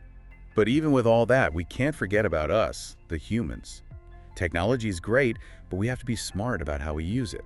So it's all connected, right? The tech, our behavior, everything plays a role. Absolutely. Strong passwords, good online habits, and a little bit of healthy suspicion go a long way. Don't click on suspicious links, basically. Exactly. And if something seems off, report it. We all have a part to play in keeping things secure. Well, that was eye-opening. We covered a lot of ground today, from basic security breaches to AI and the future of, well, everything. Any final thoughts? Just that this field is always changing, so keep learning, keep asking questions, and stay informed. It's on all of us to stay safe out there in the digital world. Couldn't agree more. And for those who want to dive even deeper, we'll have links to some great resources like the SANUS Institute and NIST in our show notes. They're a goldmine of information. Until next time, stay curious, stay safe online, and we'll catch you on the next deep dive. Ever get that feeling? Yeah. Like we're trusting so much to our devices these days. Yeah, Everything's online, banking, talking to your friends. It's kind of a trip. it's true. And that's what made this deep dive so fascinating, actually. We're talking computer system protection. Absolutely, yeah. And the source material, it's a passage from operating system concepts, which honestly Right. sounds a little dry, right? Yeah, a little bit. We'll try. But it gets into the core of how these systems are designed to protect our data. I mean, we think about protecting our data, and it's this big, scary thing, Right. like hackers and Oh, yeah, for sure. data breaches and all this, but it's also like the foundation of making sure these systems we depend on actually work. Yeah. So it's not just about those headline-grabbing data breaches. Right. It's about ensuring that any system, any program that relies on shared resources, which is basically everything these days, actually functions reliably. Exactly. And the thing is that back in the day, it was a lot simpler. You think about the early days of computing, protection was mostly about managing different users on the same, Oh, okay. physical machine. OT programming, yeah. Yeah, you're talking about like that one computer, Mm-hmm. and you didn't want someone's program messing with someone else's data. Like digital roommates. Exactly. Trying to share a computer. Exactly. But then things got complicated. Okay. We got networking, we got the internet, So, and things had to evolve. We needed more robust ways of making sure that your data was safe, that things were reliable, that the whole system would keep humming along. and it's interesting because the source material really digs into why we need this protection. Yeah. And they list several points. One, to prevent malicious access. That's the obvious one, right? Yeah, keep the bad guys out. Right. But then there's also ensuring that processes, and by processes we mean like the programs, the apps, everything running on our devices are using resources responsibly. Right, because they can get greedy. They can. But like if you have one app that's just sucking up all the processing power, Oh, yeah. everything slows down. And that ties into this idea from the text of policies versus mechanisms. Oh, yeah. Policies and mechanisms, yes. I'll admit, I kind of skimmed over that the first time I read it. Sure. But it's actually a really crucial distinction. So can you break that down? Like, what is the difference between a policy and a mechanism? Yeah, so think of it like this. Okay. A mechanism is like a lock on a door, right? Oh. It's how you prevent someone from getting in. The policy is who gets a key. Okay. So you could have a really strong lock, like that's a great mechanism. Right. But if you give everyone a key, it's not that useful. Right. Yeah. So in computer systems, a mechanism might be something like encryption. Yeah. That's how you scramble information, so it's unreadable without the key. Yeah. But the policy dictates how that encryption is used, like who has access to the encryption keys, how often those keys are changed, all of that. So it's like the mechanism is the tool and the policy is how you use the tool. Exactly. And that separation is really important because it makes these systems adaptable. So as security needs change, which they always do, you might need to adjust the policies, but the underlying mechanisms are still valid. And how does all this, how does this translate to me, the average person who's using these devices every day? Well, you're using these mechanisms all the time. Every time you log into your bank account, you're using a password that's a mechanism. And the bank has policies in place to make sure your password is strong enough and that your account is secure. That's a good point. Or when you shop online and you see that little padlock icon in your browser, Yeah. that's your clue that the website is using encryption. That's another mechanism to protect your credit card information.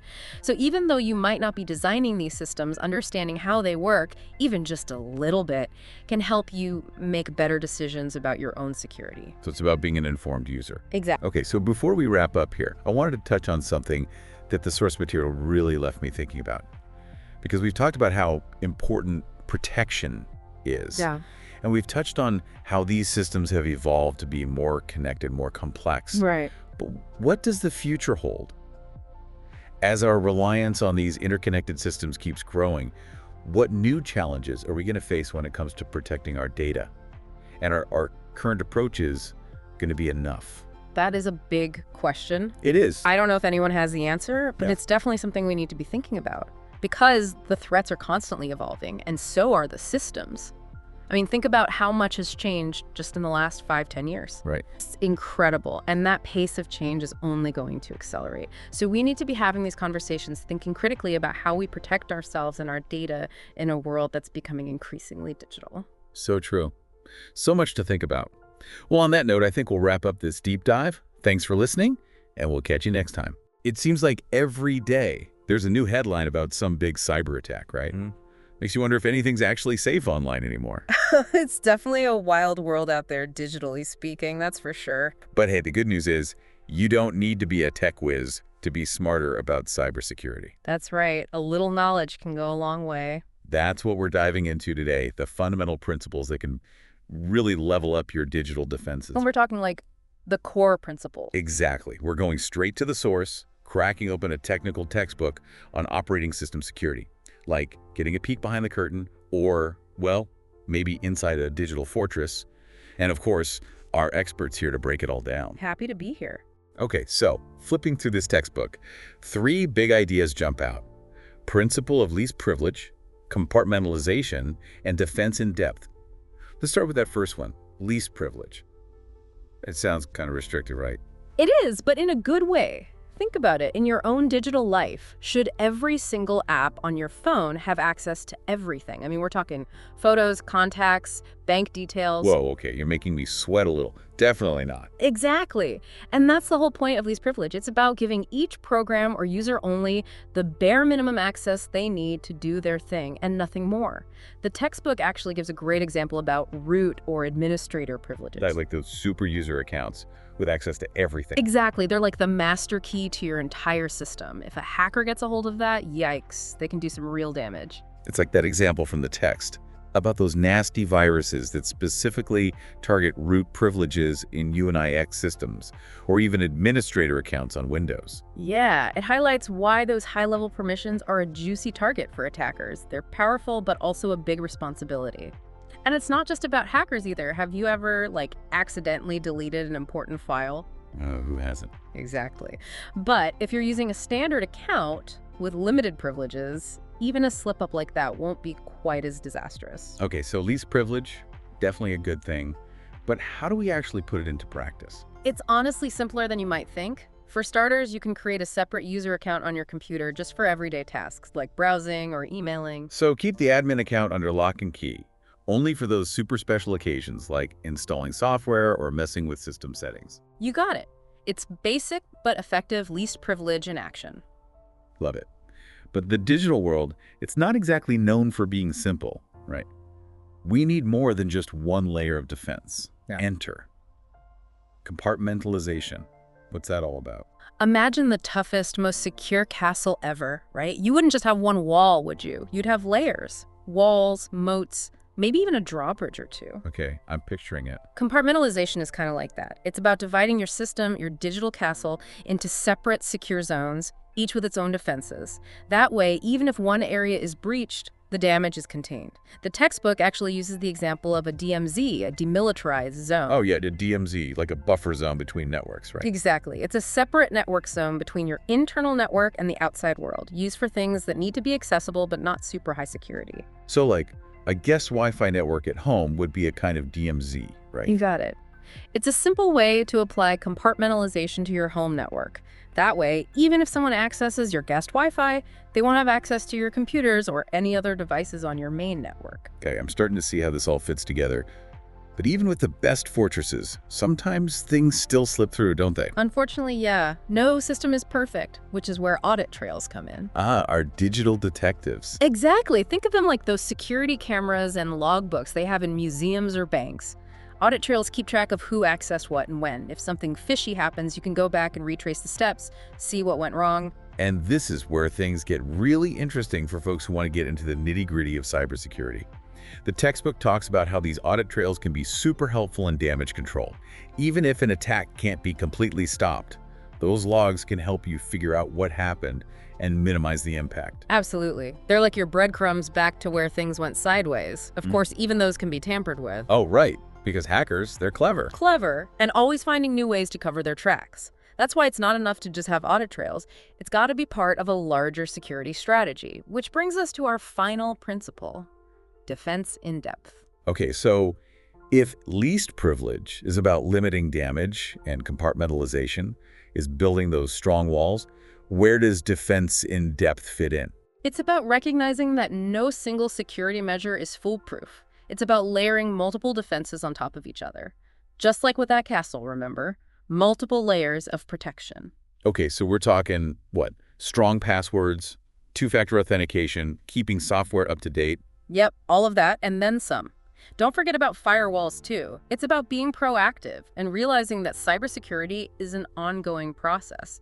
It's an ever-evolving landscape, just like the textbook says, an ever-escalating arms race. So it's not a set it and forget it kind of thing. Definitely not. You've got to stay informed about the latest threats, be ready to adapt your defenses. So to sum it all up, it seems like these three principles, least privilege, compartmentalization, and defense in depth, they work best together, right? Absolutely. They're stronger as a team. It all starts with awareness, with understanding these basic principles and then putting them into practice in your own digital life. Right, building that digital fortress, brick by digital brick. Exactly. It's your data, your devices, your responsibility. So as you go about your day, think about your own digital life. Are there any areas where you could beef up security? Maybe finally set up that separate user account we talked about. Or look into how to segment your home network. We want to hear from you. Share your thoughts, your questions, your tips and tricks with us on social media. And until next time, stay curious and stay secure. All right, so today we're diving into something that's kind of hidden but super important. Protection rings. You know, like you have a house with walls and a door, but what about like extra layers of security inside? And that's what we're talking about with computers and smartphones today. Yeah, it's a really cool concept. Instead of like walls and locks, though, it's all about these things called protection rings. Yeah. They basically create different levels of, I guess you could say, importance within your computer's operating system. They keep the really critical stuff separate. So it's like the software itself, Windows or Android, whatever is running our devices, it's built from the ground up with this in mind. Exactly. It all comes down to something we call privilege separation. See, the heart of your operating system, we call it the kernel, needs more control than like just your average app, right? To do stuff like manage memory, talk to the hardware, all that. Imagine if, say, just a simple calculator app could access your entire photo library. Not good. Yeah, you definitely wouldn't want just anything messing with the core functions of your phone or computer. So these protection rings, how do they actually work to prevent that? All right, so picture this. Think of them as like concentric rings, like a target. Each one has a different security clearance. Now, the innermost ring, that's ring 0, that's the most privileged. It's where the kernel hangs out. It's the big boss of your operating system. So it's like the kernel's the king of the castle, right? Right. And the further out you go in these rings, the less power or privileges those rings have. You got it. Think of it like this. Ring 3, that's further out. That's where your apps, like your browser, your music player, they all live out there. And they have, limited access, keeps them from messing with the important system components. So even if something bad, like a virus or some malware, got into one of those outer rings, it wouldn't automatically have access to the whole system. Exactly. That's the beauty of it, this whole layered approach. It contains threats. Even if something's compromised, it can only do so much damage because its access is limited. This is making a lot more sense. But how does an app in a less privileged ring, let's say your web browser needs something from a more protected ring, like to save a file or something, you can't just jump over the security fence, can it? Definitely not. There are these controlled entry points. You can think of them like checkpoints, or maybe gates is a good way to picture it. It's where code can ask to use higher privileges, but only if it's actually allowed. Okay, so going through airport security, you got to have the right clearance. Yeah. What's an example of that in the computer world? Sure. So a classic example is something called a syscall. Let's say you're downloading a file in your browser. It can't just directly access your hard drive, right? That's the kernel's territory. So it uses a syscall to ask the kernel, hey, can you save this for me? Because the kernel has the right permissions to work with the file system. Ah, so it's like sending a trusted messenger with the right clearance instead of letting the whole app through. Yeah. Pretty smart. You got it. By limiting direct access to the really sensitive stuff, protection rings make things way more secure. Now, how this actually works in real life, that depends a lot on the type of processor you're talking about. Like Intel and ARM, they're two of the biggest players, and they each have their own ways of doing things. So Intel and ARM, one's in a lot of laptops, the other's big in phones, Okay. right? But their approaches to these rings, are they really that different? Got it. Intel, they've been doing this ring thing for forever. So you've got ring 3, that's where most of your apps live, browsing the web, playing music, that kind of stuff. Think of it as like the busy city center of your computer. Okay, makes sense. Then you've got ring 0, that's the high security zone, right? That's where the kernel does its thing, runs the show. Only the most trusted code gets into ring 0. But wait, you said Intel also has a ring weak 1. What? -1. What's that all about? Yeah, it sounds weird, right? Ring Mech 1, that's where things get even more, meta. This is where Intel puts what they call hypervisors. Hypervisors. Okay, now you're just making up words. No, seriously, these hypervisors, they're like super powerful programs. They let you run multiple operating systems on your computer at the same time. Whoa, hold on. So instead of just having Windows, I could have a whole separate copy of Windows just for work stuff and another one for games. Yeah, exactly. Each one is like its own little world, a virtual machine. And the hypervisor, it needs to be in the super privileged Ring Neck 1 so it can manage all the hardware and make sure these virtual machines don't step on each other's toes or, cause security problems. Wild. So we've got these virtual machines running different operating systems, all thanks to the hypervisor chilling in Ring Mash 1. Got it. But what about ARM? That's all the phones and tablets, right? Right. And mobile security, that's a whole other can of worms. I mean, we're talking banking, shopping, all kinds of sensitive stuff on these things. Yeah, for sure. So ARM, they started with a 2-ring model, which, simpler. But they realized as things got more connected, they needed something more robust.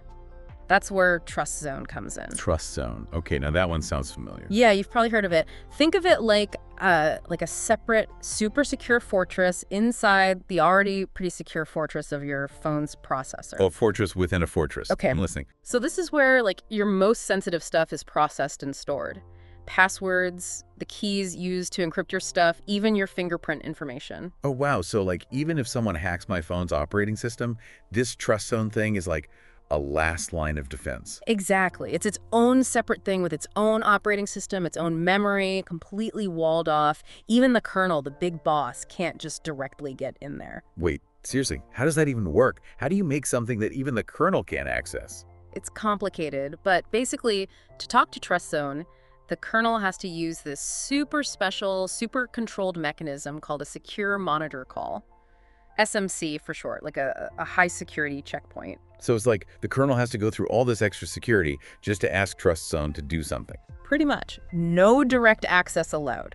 That's how they ensure that even if someone does manage to compromise your main operating system, they still can't get to the good stuff locked away in Trust Zone. Okay, that is seriously impressive. And it's not just about protecting data. Remember how we were talking about those gates before, how code moves between rings? Yeah, the checkpoints. Right. Well, ARM, with this Trust Zone and their move to like a 4-ring setup in their newer processors, it gives them even more fine-grained control. They can decide exactly which parts of the system can access which resources, making it much harder for, malicious code to exploit things. So they're like constantly beefing up the defenses, adding more walls and checkpoints to keep up with the bad guys. Exactly. Both Intel and ARM, they're always innovating in this area, which is great for us users, right?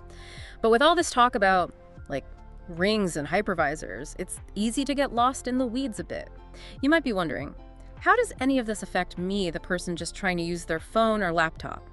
Okay, I have to admit, this stuff about rings and checkpoints and secret fortresses inside our phones, it's super interesting. But I think I speak for a lot of people when I say, like, why does it matter to me? I just want to use my phone. I don't need to know about all these hidden layers, right? That's a fair point. Most people, they don't think about this stuff at all. But it really does have a huge impact on, how we use technology. I mean, every time you buy something online or check your bank balance or even just use a password manager, all these security mechanisms, they're working behind the scenes to protect you. So it's kind of like, I don't know, having a security system in your house. You might not see it every day, but it's there keeping things safe. Exactly. Let's say, you accidentally download a bad program, some malware.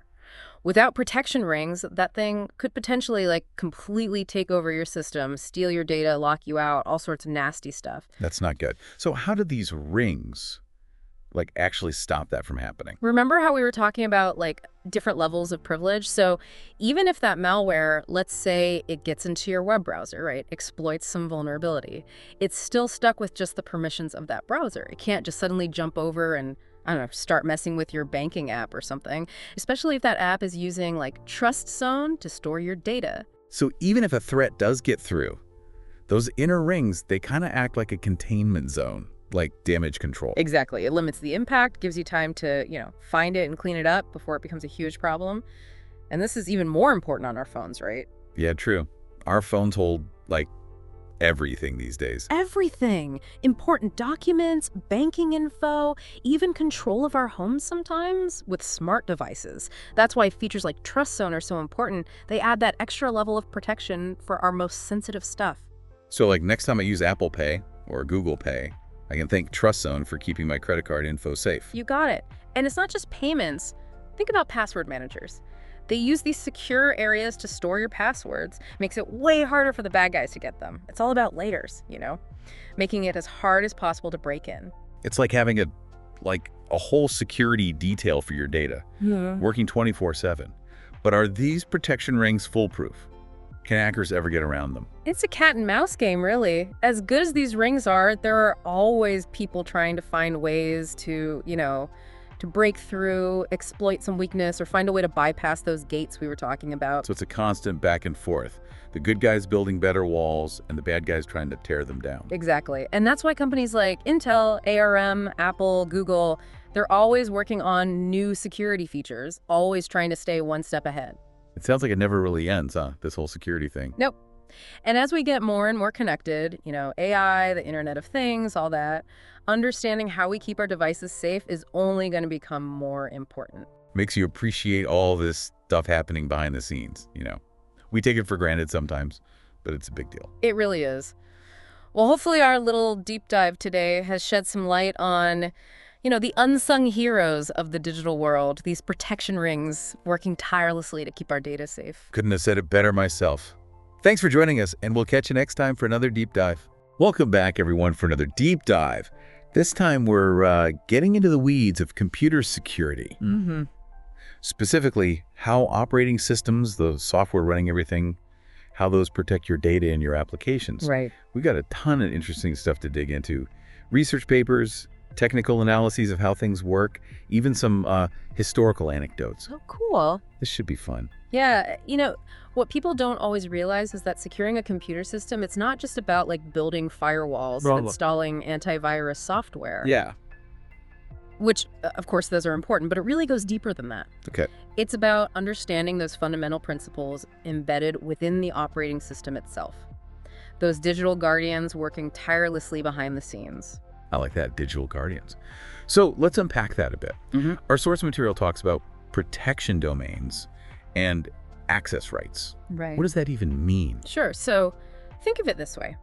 Imagine each user and each process, each program that's running on your computer system, like they all have their own specific roles and responsibilities. Okay. A protection domain is essentially like the territory assigned to each of those entities, Okay. defining their boundaries and what they're authorized to access. So if I'm picturing this correctly, my web browser would have a different domain than, say, my word processing software. They Exactly. each have their own designated areas within the system. Precisely. Now, within those domains, we have access rights, which are like the keys that determine what each entity is permitted to do. It's about granting the necessary permissions while preventing unauthorized actions. And our source material actually uses the term hardware objects and software objects when defining these access rights. An access right is the ability to perform a specific operation on those objects. That's a very important distinction. Oh. So think of it this way. Hardware objects. Things like your hard drive, Okay. your printer. Software objects might include files, programs, or even network connections. Access rights determine who can read, write, execute, or modify those objects. So it's like having a set of rules that dictate who can enter which rooms in our digital castle Exactly. and what they're allowed to do once they're inside. And that's where the principles of need to know and least privilege come into play. Okay. These are really fundamental security concepts, and not just in computing. Right. But in any system dealing with sensitive information. Yeah, that makes sense. Our source material actually directly quotes a definition of the need-to-know principle. It says, a process should only be able to access the objects or resources that it absolutely needs to complete its task and nothing more. Right. It's about limiting access to only what's essential for a given task. Okay. So for example, your email client needs access to your email server to send and receive messages, but it doesn't need access to your entire contact list Right. or your online banking credentials. Right. So how does least privilege fit into all of this? So least privilege is the practical application of need to know. It's about granting the minimum level of access required for an entity to perform its designated function. Okay. And no more. It's like instead of giving someone a master key to the entire building, you give them the exact key they need to open a specific door. And as our source material points out, this isn't just about individual users, it's about every process and program running on a system. Exactly. Creating a security posture where even if one element is compromised, the damage is contained. Absolutely. To illustrate this, let's dive into a specific example, the Unix operating system, and how it utilizes a powerful but potentially risky feature called the Situid bit. All right. I'm intrigued. This is where things get a bit more technical, Yeah. but I'm ready to dive in. Okay, so picture this. Yeah. The Situid bit, it's like a way to temporarily elevate the privileges of a program. In Unix systems, every file, every program has an owner associated with it, Right. and that owner has certain permissions. Right, kind of like how the head chef in a castle kitchen has the authority to use the ovens and the knives, whereas the other cooks might not. Exactly. Now, with the Situid bit enabled on a program, any user who runs that program, they temporarily inherit the permissions of the program's owner. Okay. So it's as if our line cook is suddenly granted the head chef's authority, but only for as long as they are carrying out that specific task defined by that program. Okay, I see how that could be useful. Right. But I can also see how that could be a little bit of a security concern. Right. What if a program with elevated privileges is compromised somehow? That's the big question, right? And it really highlights the potential risk associated with the Situid bit. Right. That if a program that has the Situid bit set is not carefully designed and implemented, it can become a prime target for attackers. And our source material mentions some historical instances where this various scenarios played out. Yeah. There have been vulnerabilities related to this Situate bit that have led to some pretty significant security breaches in the past. Unfortunately, yes, and it really just emphasizes how critical it is to have secure coding practices. Right. Especially when you're dealing with features like Situate that have the potential to grant these elevated privileges. So if developers know that there are these risks associated with Situate, why use it at all? Well, because it's a necessary tool for certain tasks. Okay. Let's say you have a program that needs to access system files or perform actions that require, administrative privileges. Okay. The Situate bit allows developers to grant those privileges to the program itself, Okay. rather than to every single user who might need to run it. So it's about striking a balance Right. between functionality and security. So it's about carefully weighing the risk and benefits. Right. And then putting in place really robust security measures to kind of mitigate those risks. Exactly. Our source material uses these terms, sterile and hermetic, when describing kind of the ideal Situate program. Right. What do those terms actually mean in practice? So sterile, in this context, means that a program is designed to minimize its interactions with the rest of the system. Okay. So it should only access the absolute minimum number of files and resources that it needs to perform that one specific task. Okay. And hermetic. That sounds even more restrictive. It is. A hermetic program is one that is isolated from external influences as much as possible. So it's like a sealed vault within the system, resistant to tampering or manipulation from outside forces. So it's about containing the potential damage. Right. Even if a vulnerability is exploited, Exactly. if a program is sterile and hermetic, even if an attacker manages to compromise it somehow, it's much harder for them to then leverage that access to affect other parts of the system. Exactly. It's a way of minimizing the blast radius, so to speak. Okay. Now, while the principles behind Situate are, specific to Unix-based systems, Okay. the concept of carefully managing access rights, this is universal. Right. So let's switch gears a little bit. Okay. And let's take a look at how a mobile operating system like Android tackles this challenge, Okay. especially given just the sheer number of apps that are running on these devices these days. All right. Sounds good to me. Let's talk Android security. Yeah. So we've talked about castles and chefs and cooks and all this. Right. How does Android, with its bustling app ecosystem, Right. how does Android approach this whole idea of protection domains and access rights? So Android takes a slightly different approach than something like Unix. Okay. But those core principles, they still apply. So instead of temporarily elevating privileges like we were talking about with Situate, Okay. Android focuses more on isolation right from the get-go. Okay. It's about establishing really clear boundaries between apps Right. and the system's core functionalities. And how do they actually do that? Yeah. Our source material mentions something about user IDs. Yeah, that's right. When you install an app on Android, it gets assigned its own unique user ID. So think of it like a digital fingerprint, right? Okay. That distinguishes that app from every other app and every other process that's running on your device. Okay. And this ID is essential for determining what resources that app is allowed to access, what data it can interact with. So instead of having a single castle Yeah. with different levels of access, it's more like each app gets its own mini fortress. That's a great way to put it, yeah. Each app is operating within its own confined space. It's often referred to as a sandbox. Okay. And this sandboxing, it limits the app's ability to interact with other apps or to access sensitive system components. So even if a malicious app manages to, breach its own sandbox, whatever that means, the damage is contained. Exactly. It's a way of mitigating risk, right? Yeah. So by isolating apps from each other and from the core operating system, Android reduces the potential for cascading failures or widespread damage from a single compromised app. It's like those separate compartments they have in a ship. Right. Even if one compartment floods, the rest of them stay intact and the whole ship doesn't sink. Precisely. Now, going back to our source material for a moment, remember that visual they had of the 3 overlapping circles? Right. Figure 16.1, 12.1, I think it was. Yeah. It showed how different domains might have shared access rights. Exactly. To certain areas. Yeah, and that was a good way to illustrate how, even though you have these clear boundaries, Right. there are instances where controlled sharing is necessary. So, for example, your photo editing app, that probably needs access to your device's storage. Right, to save the picture. To save the images, exactly. So that requires some overlap between that app's domain Okay. and the domain that's responsible for managing storage access. So those overlapping areas in the diagram, Yeah. those represent those carefully defined points of intersection. Exactly. Where, like, specific access rights are shared between domains. And again, it's about striking that balance, right, between functionality and security. You want to enable those apps to do what they're designed to do. Right. But you want to minimize the risk of unauthorized access.